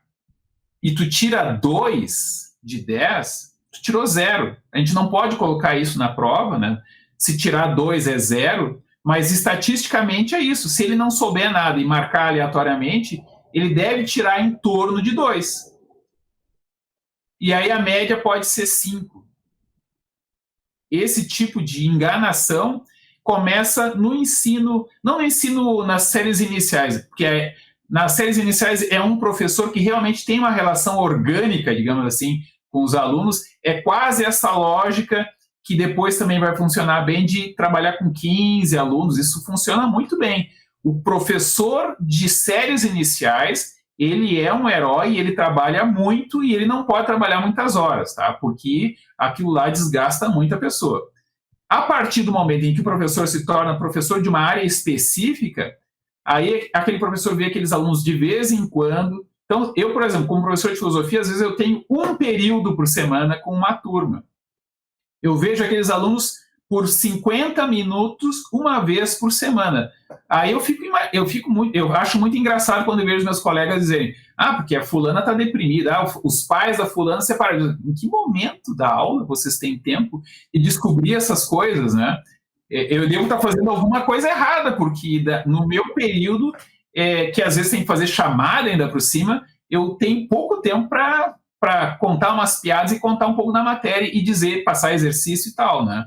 Tem muita coisa na escola básica do Brasil que não deveria ser uma disciplina separada. Apesar de eu viver disso, eu sou professor de filosofia, eu acredito que filosofia deveria estar integrado em língua portuguesa. Né? Literatura já é, só que eles fazem uma disciplina separada e às vezes tem um professor separado. Ok. Química, física, matemática são, inclusive, áreas diferentes. Matemática é uma área separada, química e física são outras. Na falta, volta e meia essa situação que tu contou da escola que não tinha professor de matemática nem de português, o professor de física vai dar aula de matemática. E ele tem capacidade, porque aquela matemática é bem elementar. E ensinar matemática parece que ninguém aprende direito, né? Porque o Brasil, os Estados Unidos, as pessoas não conseguem aprender matemática. Há algum hiato, alguma barreira, que eu não sei se é a tradição de não poder cobrar, não pode rodar. E aí o aluno que sabe que não pode, que o professor não pode cobrar, que o professor tem que ter medo se o aluno fizer uma malcriação, quem tem que ter medo é o professor. Nesse ambiente só vai aprender aqueles que vai funcionar qualquer coisa. Até esse ambiente caótico que eu descrevi, o aluno que quer aprender consegue aprender. E eu, particularmente, sempre tenho esse foco. Eu não vou me preocupar com um aluno que tem problema muito grave. Esse problema é problema da psicopedagoga, alguma coisa assim da escola. Não é meu problema. Eu não tenho nem tempo, nem informação para dar, digamos assim, necessidades especiais. Isso é uma enganação, tá? Mas o aluno está ali, na verdade, é para não ficar excluído. Ele está em sala de aula para ter amigos, ou ter inimigos, também faz parte da formação. Eu estou preocupado com aqueles 5 alunos que gostam de estudar. Os outros têm que se virar. Esses 5 aqui, o desafio deles é aprender. Às vezes, esse aluno que gosta do assunto não é necessariamente o que acerta mais na prova, porque ele pensou outras coisas, ele se complicou e acaba indo pior. E é esse aluno que me interessa, tá? E era esse aluno que deveria ser sempre o foco.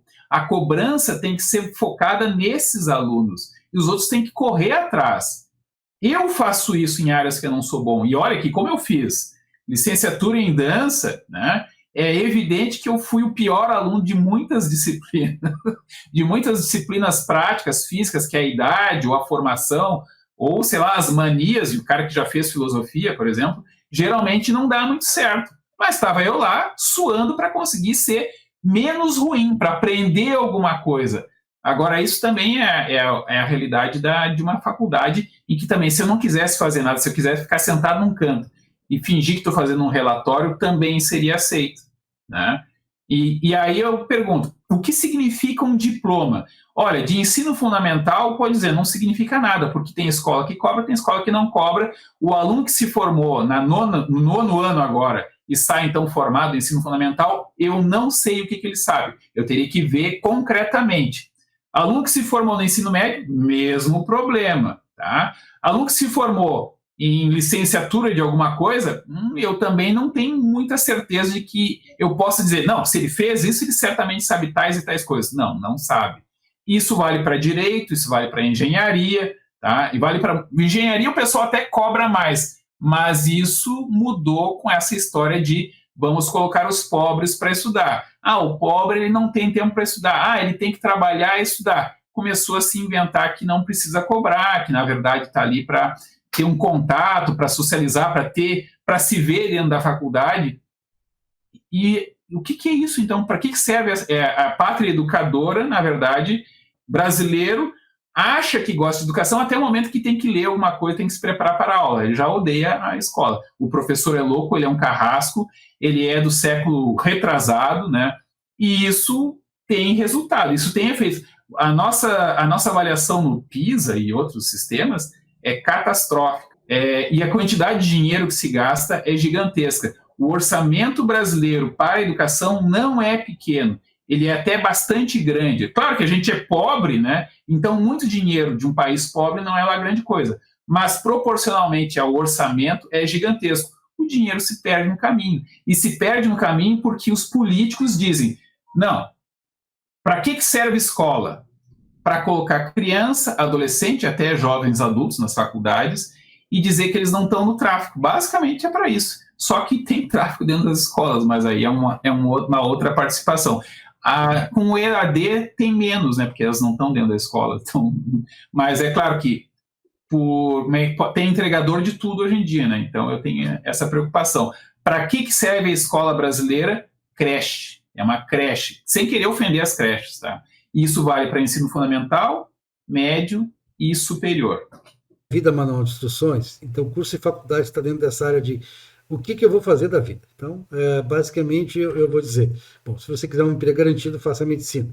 Se você quiser uma carreira, quiser ser um bom empreendedor também, a gente faltou falar da alternativa de ser um bom empreendedor, um bom prestador de serviço individual. A gente falou aqui da literatura. O Brasil tem um déficit em relação à literatura muito grande. Mas tem grandes escritores, da língua portuguesa tem escritores fantásticos, né?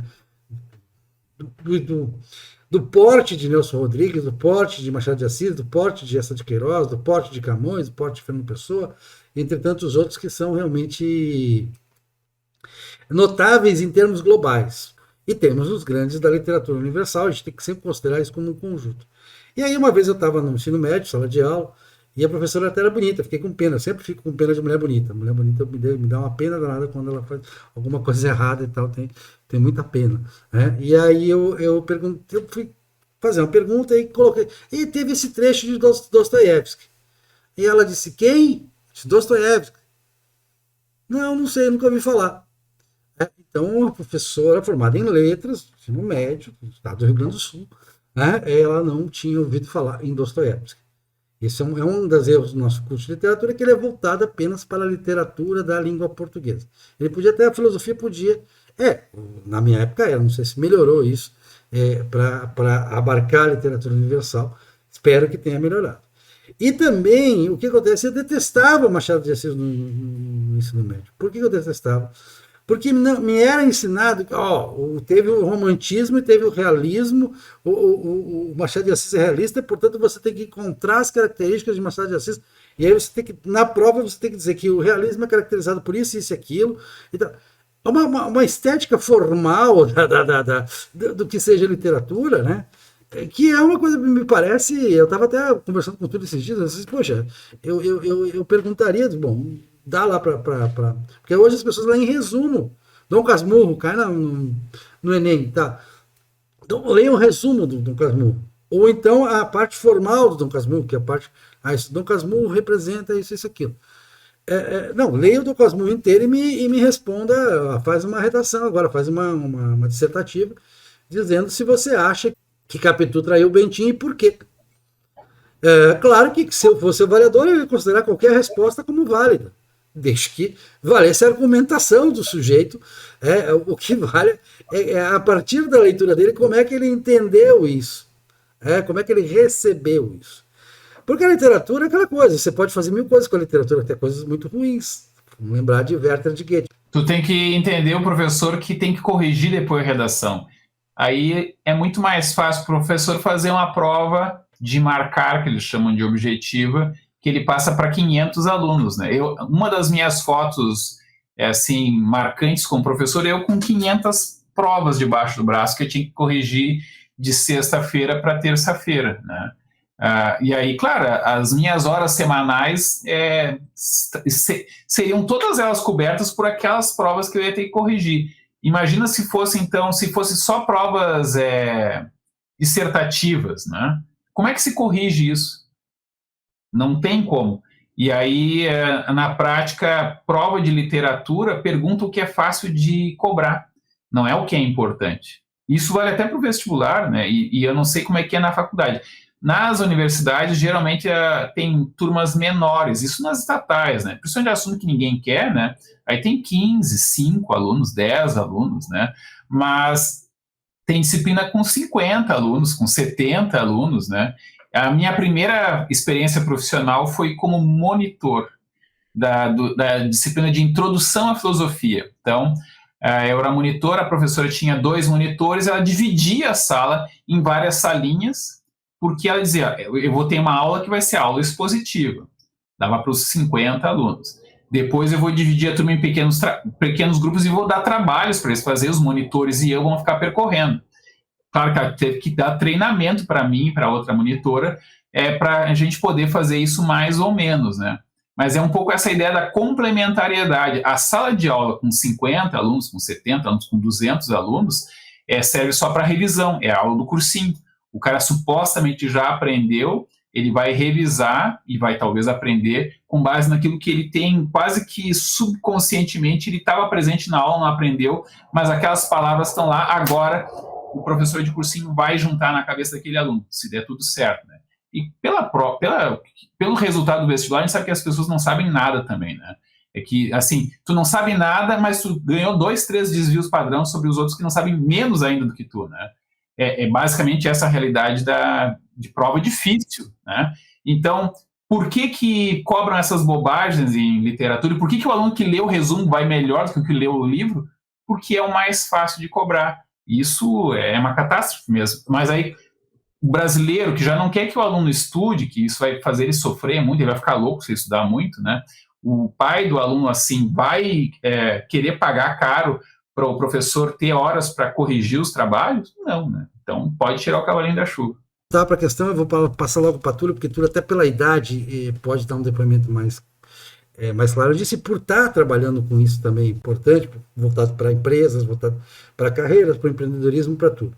Então, eu acho que literatura é fundamental. Claro que literatura não é panaceia. Eu vou lembrar de Werther de Goethe, é uma obra fantástica, uma obra que me marcou. Marcou quando eu era adolescente de Werther, né? Werther é uma obra que te toca, e te tocar é importante. Eu acho que a literatura tem que te tocar as pessoas.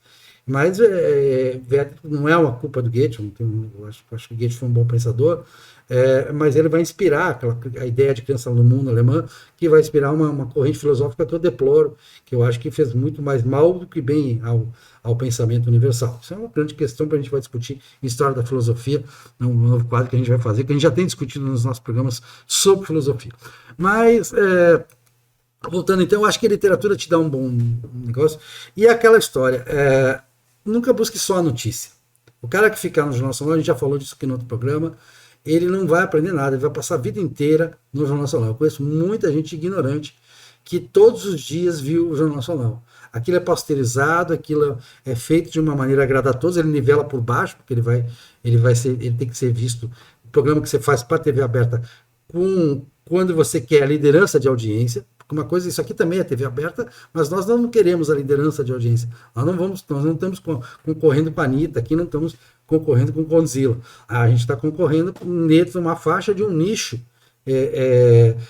da TV aberta que é mais específico. Mas como é o pessoal na TV fechada, os documentários, canais documentários, nunca vão ter audiência de canais gerais, de canais de entretenimento.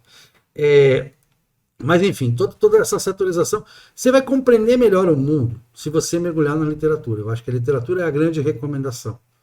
tudo que eu vi, que eu tenho visto a experiência das pessoas, isso vai te ajudar a ser um bom empreendedor, vai te ajudar a ter uma carreira dentro de uma empresa, vai te ajudar a conversar, vai te ajudar, como na entrevista do Túlio, quer dizer, vai te ajudar a ter uma boa conversa, e a pessoa vai reconhecer isso, vai reconhecer um igual, isso ajuda no networking, ajuda em tudo.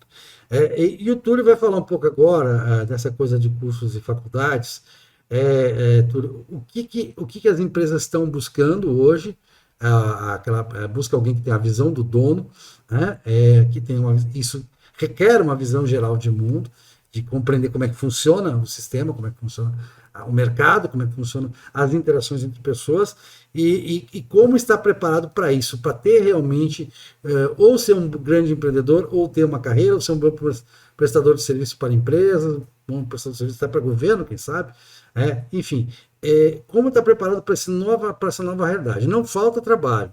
Isso a gente já colocou aqui na questão da automação.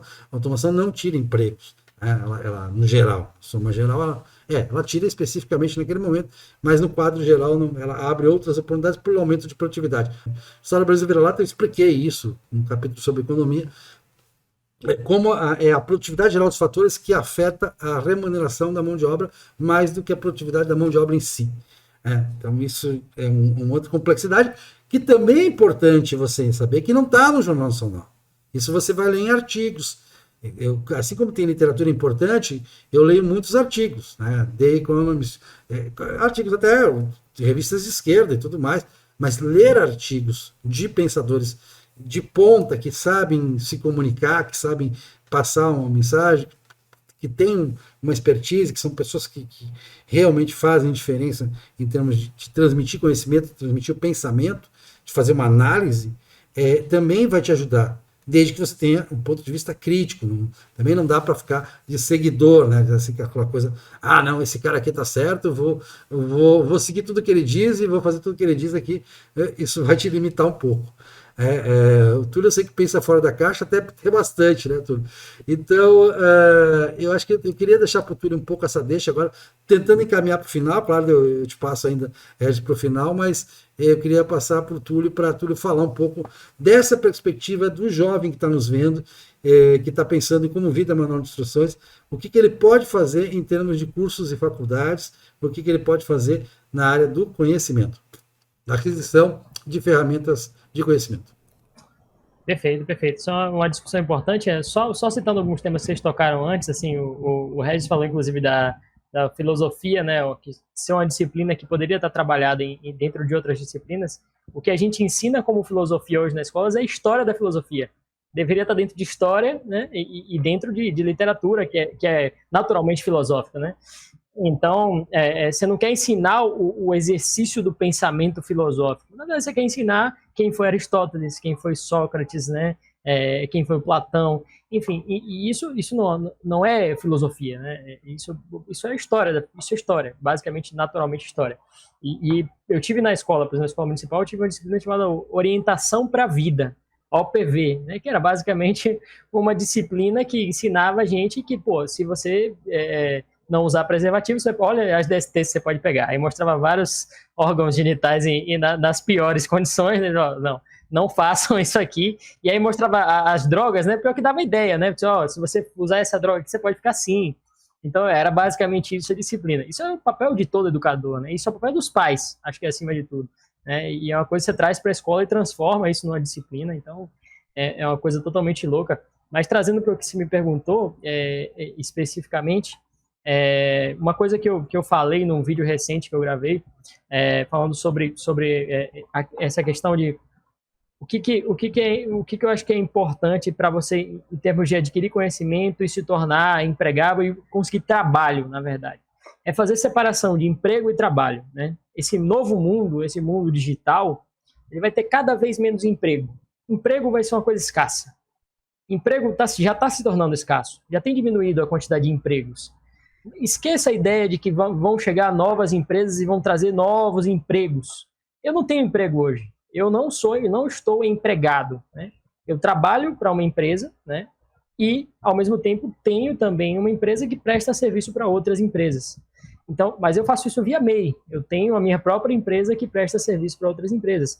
E já tem empresas grandes hoje passando a adotar também esta forma, também acaba sendo uma forma de fugir da coisa que o próprio Regis trouxe no começo, que é a ideia de a legislação trabalhista, que é absurda, né, que é totalmente garantista e acaba dificultando a vida do empregador em todos os sentidos. E acaba que a lei vai abrindo certas brechas que hoje já permitem você ter... trabalho tem cada vez mais, emprego vai ter cada vez menos. Então, assim, não procure se preparar para conseguir um emprego. Procure se preparar para ter sempre trabalho. E como é que você consegue trabalho, né? Tendo um conhecimento, e aí esqueça a questão, claro, você vai ter a sua vocação, você não pode ignorar a sua vocação. Você é um cara que tem uma vocação, fala, pô, eu sou muito bom nisso aqui, acho que não faz sentido você ir para outro lado enfim, ignorar a vocação. Não ignore a vocação. Vá atrás, faça o que você quer, né? Faça o que você tem vontade de fazer. Né? É aquela coisa que é um clichê terrível que eu vou falar, mas é aquela coisa, ache um trabalho que você gosta de fazer e você não vai ter que trabalhar nenhum dia. Né?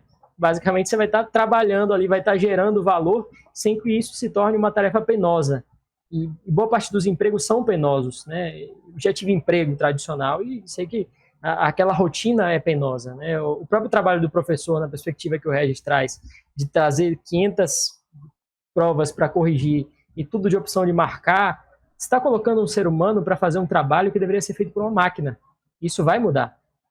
Já tem a prova do Enem, ela não tem mais uma pessoa que fica achando ali se o cara marcou A, B, C ou D. Ele tem um pontinho que você marca e um computador lê aquele gabarito. Então, assim, hoje os professores ainda precisam fazer um trabalho que deveria estar sendo feito por máquinas. E cada vez mais essa vai ser a tendência. Pense o seguinte, se você está buscando um conhecimento para fazer um trabalho que pode ser repetido por uma máquina, provavelmente daqui a 10, 15 anos você não vai ter mais esse emprego. Tá? Então, qual que é o trabalho humano agora?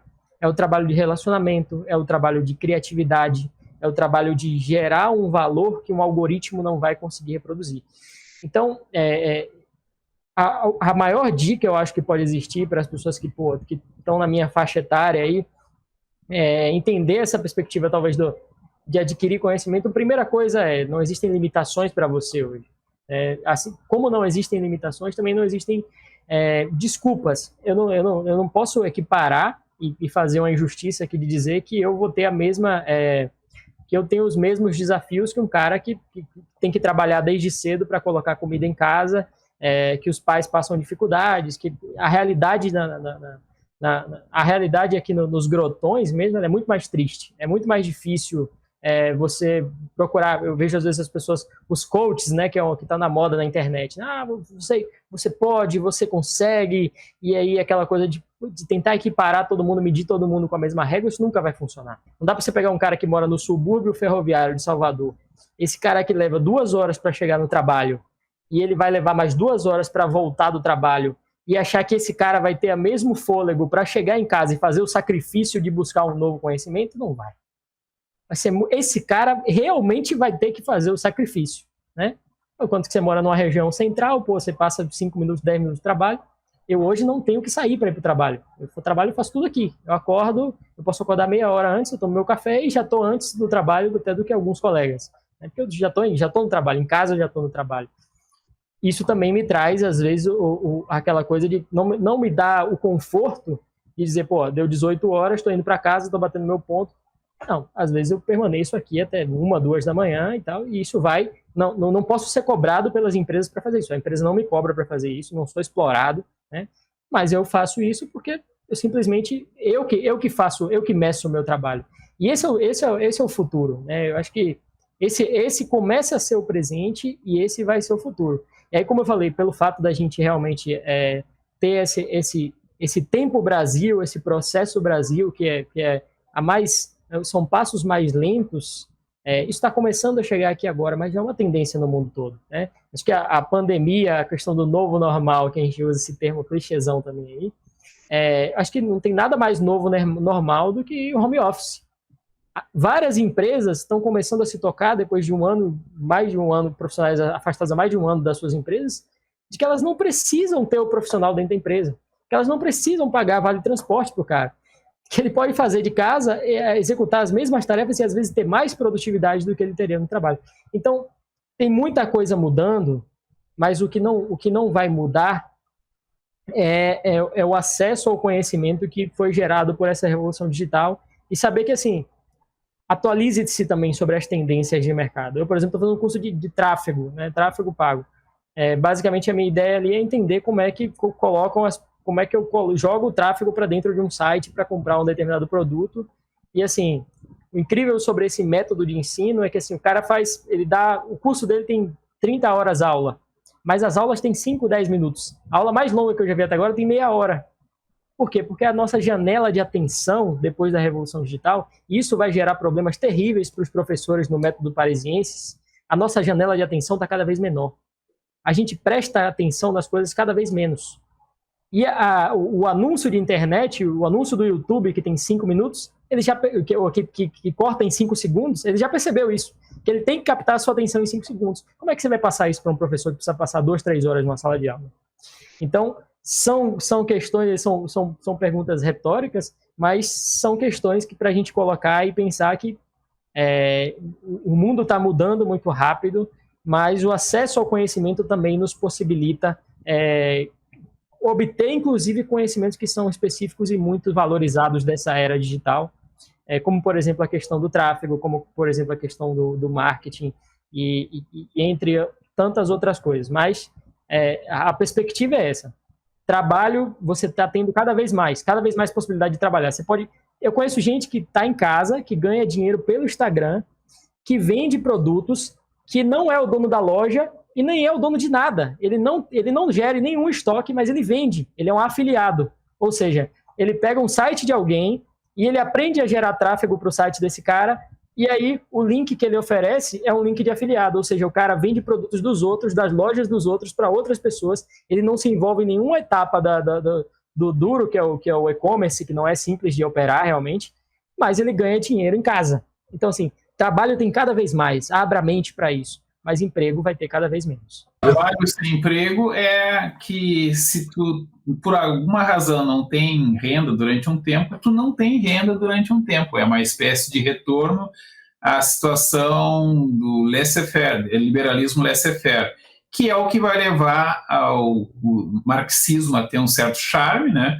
Porque o cara ganhava mais na cidade, trabalhando numa empresa de fábrica, alguma coisa assim. Só que, se ele ficava doente, ou se a esposa dele ficava doente, aquela família já não funcionava direito mais, né? Se ele quebrava a perna, eles não tinham salário. Digamos que tivesse 5 filhos, né? A mulher cuidava dos 5 filhos. Como é que vai funcionar essa família? Isso levou ao marxismo, e depois o marxismo levou à alternativa, entre aspas, pareceu que era uma boa ideia, do fascismo e do nazismo, que eram tentativas de dizer o Estado vai dar conta disso. E nós estamos numa terceira ou numa quarta variação disso, que é o estado de bem-estar social, em que a gente não sabe mais como fazer. Vai se dar um jeito, né? Mas a questão é que, certamente, algum grau de seguridade social vai ter de haver, porque a gente não vai conseguir retornar. E aí toda essa briga de Uber, por exemplo, vai ter ou não vai ter, daqui a pouco não vai ter mais motorista no Uber, né? Vai ser carro que se dirige sozinho. Mas é uma discussão importante do modelo, como é que vai ser a assistência para essas pessoas. Mas voltando para a questão da educação, a minha recomendação é muito simples. Estude porque tu gosta de estudar. Se tu não gosta de estudar, tu tem um problema grave, tu tem que descobrir o que tu gosta de estudar. Alguma coisa tu tem que gostar de aprender. Aí se vai ser sinestésico, se vai ser de ler, se vai ser vendo vídeo, se vai ser jogando videogame, eu não sei, pode ser, tudo isso tem que ver o que é valorizado. E a vida sempre foi assim. Eu tenho que descobrir alguma coisa que eu gosto de fazer e que a sociedade paga alguma coisa por isso, né? Eu descobri na educação. Eu gosto de ser professor, né? Eu mandei para o Aurélio ali uma foto minha com umas 450 provas que eu tinha que corrigir, mas eu gosto disso, né? É uma tara, né? Claro, a pessoa vicia nisso, né? Eu gosto de estar junto dos alunos. Nem sempre os alunos gostam de mim, às vezes eu gosto quando os alunos não gostam de mim. Uma vez aconteceu o seguinte, duas turmas, uma gostava de segundo ano, no Colégio Tiradentes, uma gostava muito de mim e a outra não gostava. Só que a que não gostava ia melhor nas provas. E aí eu disse para a turma que gostava, pessoal, vocês têm que gostar menos de mim e estudar mais, porque a turma outra ali que não gosta de mim, né, se possível vão me expulsar da escola, eles vão melhor nas provas, tem alguma coisa errada aqui. O meu objetivo não é tanto ser amado, quanto realmente ter um impacto de ensino, né, de aprendizagem. E isso não é fácil, porque é muito fácil o professor se vender pelo amor. Ah, os alunos me adoram, mas eu não ensino nada para eles, mas azar deles, depois eles se virem, né? Essa é a mentalidade de muito professor, na verdade, né? Eu digo para os alunos, olha, eu estou sendo chato com vocês, mas é quando eu estou sendo chato com vocês que geralmente eu estou trabalhando duro, porque, na verdade, eu poderia deixar passar, poderia puxar assunto, poderia descobrir quem é que os pais estão se separando, descobrir que várias coisas que eu não sei como é que os meus... É que tem disciplinas que tem muito mais carga horária, então, de repente, deve ter uma hora que tem exercício e conversa ali com algum aluno, não sei. Eu não sei como é que acontece isso, mas eu não consigo descobrir isso. Eu sou um cara, talvez, frio e malvado. Os alunos me veem assim, muitas vezes, né? Pelo menos depois da primeira prova. Então, essa preocupação do professor, ele acreditar que é importante ensinar, eu sinto falta disso em muitos professores. A impressão que eu tenho é que os professores não acham importante ensinar. Eles acham importante ter uma vivência gostosa em sala de aula. Isso certamente é importante. Se eu não tivesse uma vivência gostosa, para mim, em sala de aula, eu não seria professor. Mas essa vivência gostosa ela tem que equilibrar. É prazeroso para mim e eu sinto que eu estou ensinando os alunos alguma coisa. Ensinar a ser legal, eles têm muitas oportunidades de aprender a ser legal. Não vai ser comigo, provavelmente, que eles vão aprender a ser pessoas agradáveis, pessoas divertidas, pessoas engraçadas, pessoas companheiras, pessoas empáticas, né? O pessoal diz que eu não sou nada empático. Eu digo, não, isso está faltando empatia em vocês, de entender a minha maneira de ser empático. Mas a ideia é, para que a gente ainda tem aula? Porque é muito ineficiente, tá? A aula com 30, com 25 alunos é uma coisa ineficiente. É aquilo que eu disse. Eu me vejo dando aula para 5 alunos. E a minha inteligência de professor é, os alunos não podem fazer barulho, não podem fazer bagunça, e tem que pelo menos fingir que estão prestando atenção. E desses 25 que fingem que estão prestando atenção, uns 5 de fato estão prestando atenção. E é para esses alunos que eu estou dando a aula. E para os outros alunos vai ter o resultado da prova, quando eles vão descobrir que eles precisam estudar mais. Eles vão tentar negociar com os pais, para os pais negociarem com o diretor. Alguns vão tentar negociar direto com o diretor ou com a coordenação pedagógica. E, eventualmente, conforme a escola, a coordenação pedagógica vai dizer, cara, tu é louco, tu não pode cobrar isso, eles não têm nível para isso. Eles, não, se a gente não ensinar, eles nunca vão ter nível para isso, e para coisa nenhuma, né? Mas se vocês querem ter uma vida confortável, talvez vocês tenham encontrado o emprego certo, porque esse é o estímulo. Isso já aconteceu em escolas particulares. Eu estou falando muito da escola estatal porque é a minha principal experiência, tá? Mas eu tive uma namorada que hoje ela é juíza e ela foi professora de uma escola importante. Eu não me lembro se era o Farroupilha ou se era o Anchieta, acho que era o Farroupilha, né? E ela disse, olha, eu era professora de, sei lá, séries iniciais, não se chamava assim na época, e aí inventaram que não podia marcar que estava errado na provinha do aluno. Tinha que apagar, fazer um tracinho para ele completar com a resposta certa, quantas vezes fosse necessário. E aí, o que aconteceu? Ela, muito obediente, não vou comprar briga com a direção, com a coordenação pedagógica, fez isso. Resultado, na quinta série, equivalente ao atual 6º ano, quando passa a ter vários professores, deixa de ser um professor só, os alunos não sabiam nada, entre aspas. E aí, continuou, porque a orientação foi subindo, né? Chegava na 8ª série desse jeito, passava para o 1º ano, não sabia nada. Chegou lá no vestibular, não sabiam nada. Essa escola caiu o prestígio assim no chão e levaram, sei lá, uns 10 anos para se recuperar. Então, esse tipo de experiência pedagógica super criativa, vamos ser lúdicos, ou não, como é que é? Somos todos vencedores, é muito bonito, mas isso não funciona. Isso significa que o professor ser um carrasco funciona? Não, também não significa isso. Havia evasão escolar? Claro que havia. Havia suicídio, porque o aluno estava com medo de rodar? Claro que existia e ainda existe, né?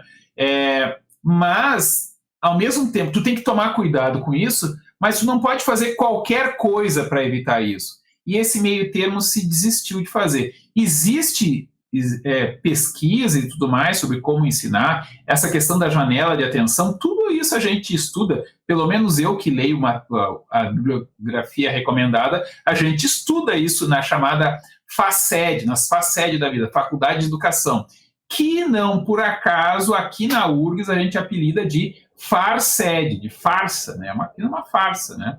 Mas eu me diverti tanto fazendo pela segunda vez uma licenciatura que foi por isso que eu fiz concurso para ser professor. Eu achei tão engraçado discutir com aquela gente que eu achei, deve ser divertido ser professor. E por isso eu fui professor. E me divirto muito, realmente é divertido. Mas para tu ensinar, tu tem que estar preparado para comprar briga com os alunos, com os pais dos alunos, eventualmente com a direção, eventualmente, se não for com a direção tem que estar disposta a comprar briga com a Secretaria de Educação, porque a Secretaria de Educação quer que passe todo mundo de qualquer jeito. Enquanto os alunos não perceberem isso, né, aqueles 25 que não estão muito afim de estudar aquela disciplina, ainda talvez estudem um pouquinho, mas se eles descobrirem que realmente a Secretaria de Educação está dizendo que é para passar todo mundo, o que vai acontecer?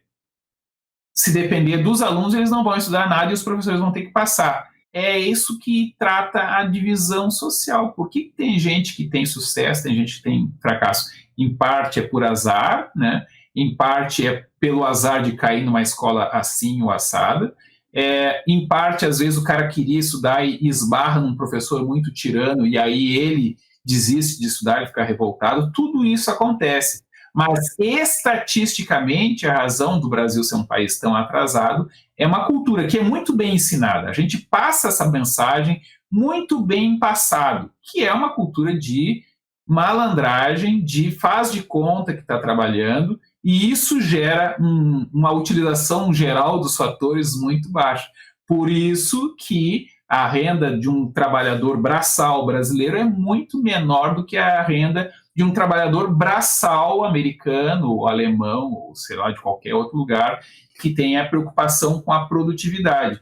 O brasileiro trabalha muito, muitas horas às vezes, mas ele produz muito pouco. Por que produz pouco? Porque não sabe produzir, então pintor de parede é uma desgraça, né? Pintor de parede pinta menos bem do que eu, o que é muito engraçado, porque eu nunca estudei para ser pintor de parede, eu leio lá na lata o que tem que fazer e faço o que está escrito ali. Não diluo com água, chamo o profissional pintor de parede, primeira coisa que ele faz é colocar água naquilo. A minha teoria, ele ganha por hora, talvez, por isso, então ele acha que se ele fizer 15 de mão, ele vai ganhar mais do que se ele fizer uma bem feita e ficar bom. Se ficar ruim, ele trabalhar 2, 3 dias para pintar aquela parede, na cabeça dele ele vai ganhar mais.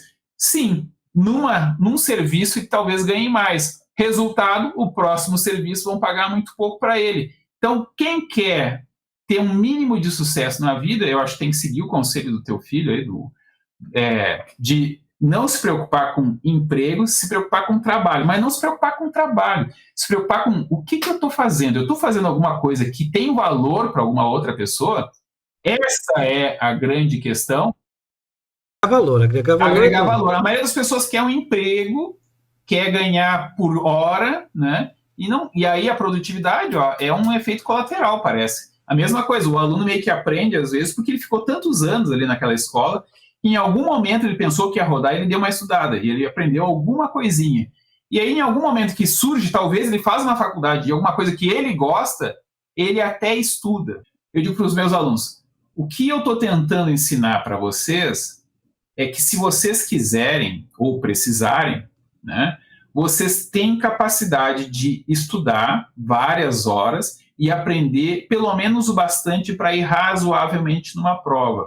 Eu tenho muito medo que vocês saiam sem ter nem certeza se vocês são capazes. E aí vocês vão sofrer sistematicamente da síndrome do impostor. O que é a síndrome do impostor? O cara até tem um certo talento e até tem uma certa habilidade, mas sempre elogiam ele que ele é inteligente, que ele conseguiu, assim, porque ele tem talento, né? E ele não sabe o que é isso. Será que eu tenho talento? Será que eu não tenho? Escritor tem muito essa dúvida, né? Será que eu vou conseguir? Como é que eu escrevi esse livro? Eu não sei como é que eu escrevi esse livro. Tá, tu sabe porque tu sabe que tu fez a pesquisa e tal e tal. Mas aquele cara que criou com base na inspiração, ele não sabe como é que ele fez. Esse tipo de pessoa que pode ser muito talentosa, talvez produza muito menos. O professor, em parte, eu acho que a coisa mais importante que um professor pode passar para um aluno é: tu é capaz.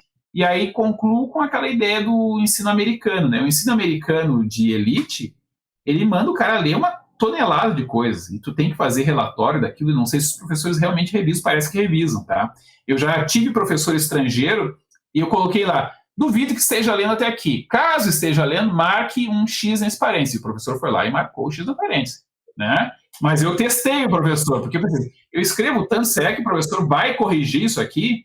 Mas ele estava sendo devidamente pago para corrigir aquilo. Foi na universidade, já era um professor suíço, que agora ele é diretor de uma escola na Suíça. Mas aqui no Brasil não existe isso, tá? Se o professor pedir um monte de trabalho para 50 alunos, né, pode ter certeza que ele vai dar nota porque entregou, ou pelo tamanho da pilha, pela primeira folha, se a letra está bonita, se foi impresso direitinho. Ele não é pago para ler aquilo tudo. Ou se ele é pago, ele foi ensinado de que, na verdade, não, estão pagando pouco. E aí, na história de que a gente ganha pouco, a gente trabalha pouco e continua ganhando pouco, um círculo vicioso. Você, sobre a síndrome do impostor, uma vez uma editora me contratou para avaliar novos escritores, né? E aí eu tinha que fazer um relatório para a editora e um relatório para justificar para o cidadão que mandou o negócio por que a gente não estava escolhendo ele para publicar e tal, né? E dando aquelas mil desculpas, mas dizendo que ele era bom, que ele continuasse e tal, que ele estava no bom caminho. Para a editora eu às vezes escrevia: esse aqui não deveria escrever nada, nem um bilhete. O escritor tem que, se ele quer ter sucesso, ele tem que ser o objetivo focado nisso. Pode ser que faça sucesso tentando desagradar o leitor? Pode ser, mas é improvável. Eu, como escritor, eu não escreveria para brasileiros, né? Porque não tem demanda no Brasil. Mas não existe mercado editorial no Brasil. Mas o Túlio vai chamar atenção também.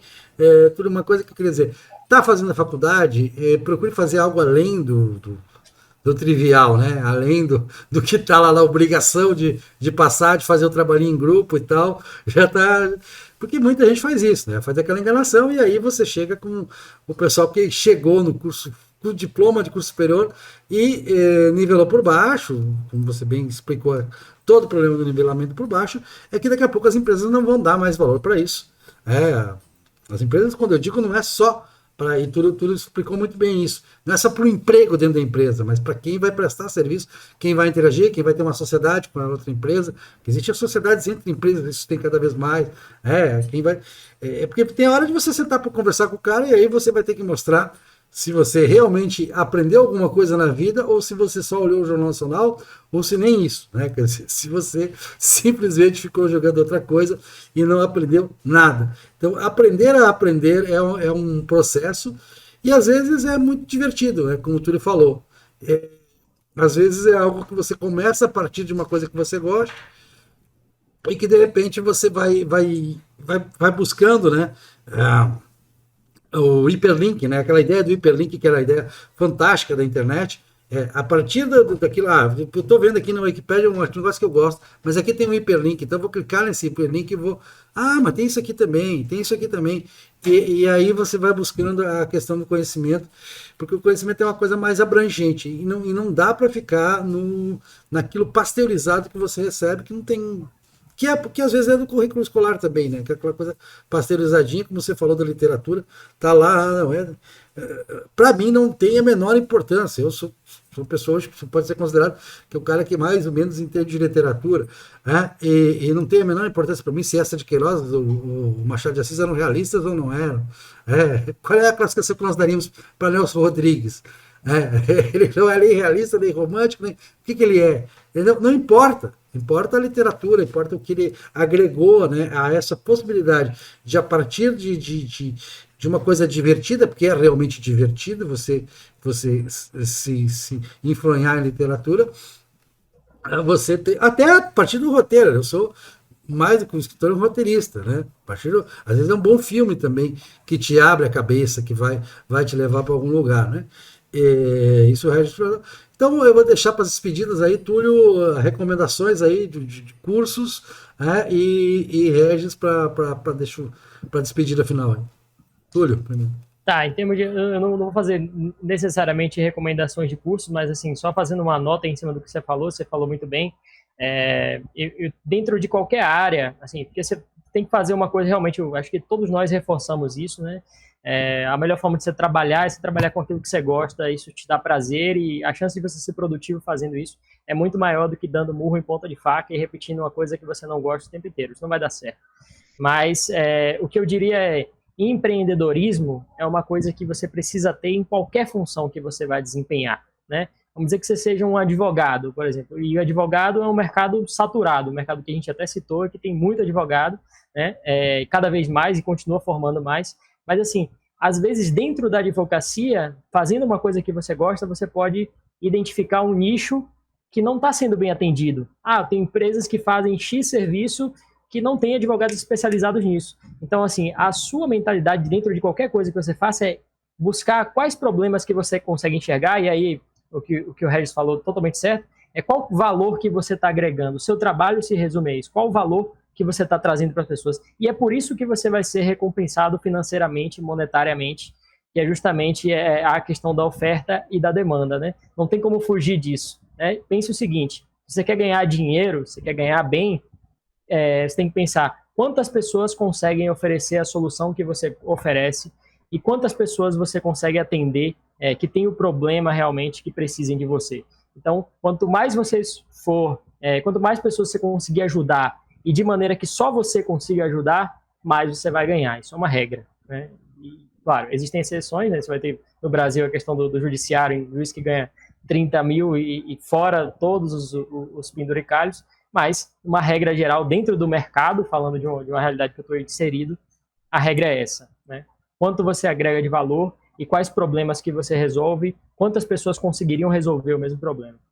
E vou concluir falando de uma outra profissão que eu exerci, que foi a de psicanalista, né? Que é uma espécie de professor que fica quieto. Mas ouve e estimula a pessoa a falar e a refletir sobre essa queixa que tu faz e que o teu trabalho não dá dinheiro, né?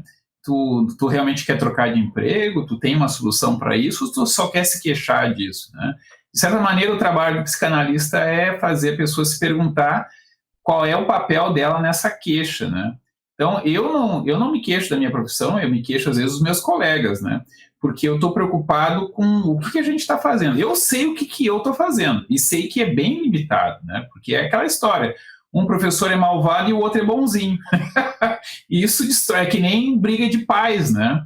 E isso tem muito na educação. Então, um pai é bonzinho e o outro é malvado. A criança vai ser mimada, né? Isso vai estragar aquela criança. Dificilmente ela vai ter... Pode ser que tenha dentro dela... eu vou me revoltar contra o meu pai que me dá tudo, né? Pode acontecer, isso acontece de vez em quando. Mas de 100 crianças, acho que 95 serão mimadas e vão ter que apanhar muito depois do chefe, do colega, né? Ou do cliente, que é o patrão final. O cliente, a pessoa para quem tu tem que vender, é esse cara que vai te bater, né? E aí tem um problema. Às vezes os clientes querem coisas ruins. Então vai ter gente que vai pedir drogas, né? Vai ter gente que vai pedir mamata, vai pedir desculpa, vai pedir sei lá o quê. E aí, eventualmente, tu vai vender às vezes isso. Quando tu fizer isso, tu tá atrapalhando, tá? Está causando os problemas dos quais tu também te queixa, né? Então, a minha dica final é estuda alguma coisa que tu tem que gostar de estudar. Se tu não gosta de estudar nada, temos um problema, ou talvez tu tenha um problema, porque, enfim, se eu não for obrigado a pagar muitos impostos para te sustentar, eu não tenho problema nenhum, o problema é teu. E mesmo que te sustente tem várias atividades. A vida vai ser uma desgraça. Não. Porque qual é a maior punição para a pessoa amar? Ela ter que ser ela pro resto da vida dela. Não, a gente está falando de entretenimento. Eu estou largando uma praga aqui, Aurélio. Não, eu sei, mas eu vou tirar essa praga no seguinte sentido. Tem muita gente que ganha dinheiro e faz muito bem feito, coisas que não precisa estudar, coisas que dependem de uma habilidade... Você a gente já discutiu isso, Aurélio. É que nem tu dizer que o jogador de futebol, que o cara não tem trabalho porque é uma coisa natural. Não. é o exemplo que eu te dei do Romário. O Romário é um cara marrento e tal, e não gostava de treinar. Mas ele ficava de férias, o que ele fazia? Jogava bola, né? Jogava bola. Na verdade, ele está sempre estudando. O estudo dele, o trabalho dele, ele era apaixonado. O que ele não gostava? Do treino idiota. Ele não gostava, ele não precisava. A habilidade dele era tal que ele não precisava tanto daquilo. Mas ele estava realmente o tempo todo pensando em futebol. Então, ele era um autodidata, se tu quiser, né? Ele não era o Pelé, mas ele tinha o nicho de qualidade dele. Então, discordo de ti que não precisa estudar. É que o que tu tá chamando de estudar é pegar um livro e ler. Não, isso nenhum de nós três acredita nisso, né? Estudar não é isso. Tanto é que eu fiz dança, tá? Eu vou querer que coloque a minha foto lá de maiô de dança também, agora nesse momento, né? Para provar que eu fiz licenciatura em dança, tá? E aí, claro, tem que ler alguma coisa? Tem, mas nem os professores às vezes sabem o que eles estão mandando a gente ler. Não, no fim, não é isso, é importante. Tem que realmente fazer práticas. As práticas, as vivências, nesse caso, são fundamentais. De maneira semelhante, na enfermagem também, muitas vezes tu entendeu. O médico hoje em dia é uma desgraça, né, que os médicos não gostam de doente, né? Então aí realmente nós temos um problema grave, que o cara quer ser médico. Eu pergunto para os meus alunos, quer ser médico? Tu sabe que tu vai ter que lidar com gente doente, e muitas vezes gente pobre doente, né? Não sei. Acho que muitos não têm a concretude do que significa exatamente ser médico. Agradeço a todos e vamos até a próxima da série Vida Manual de Instruções.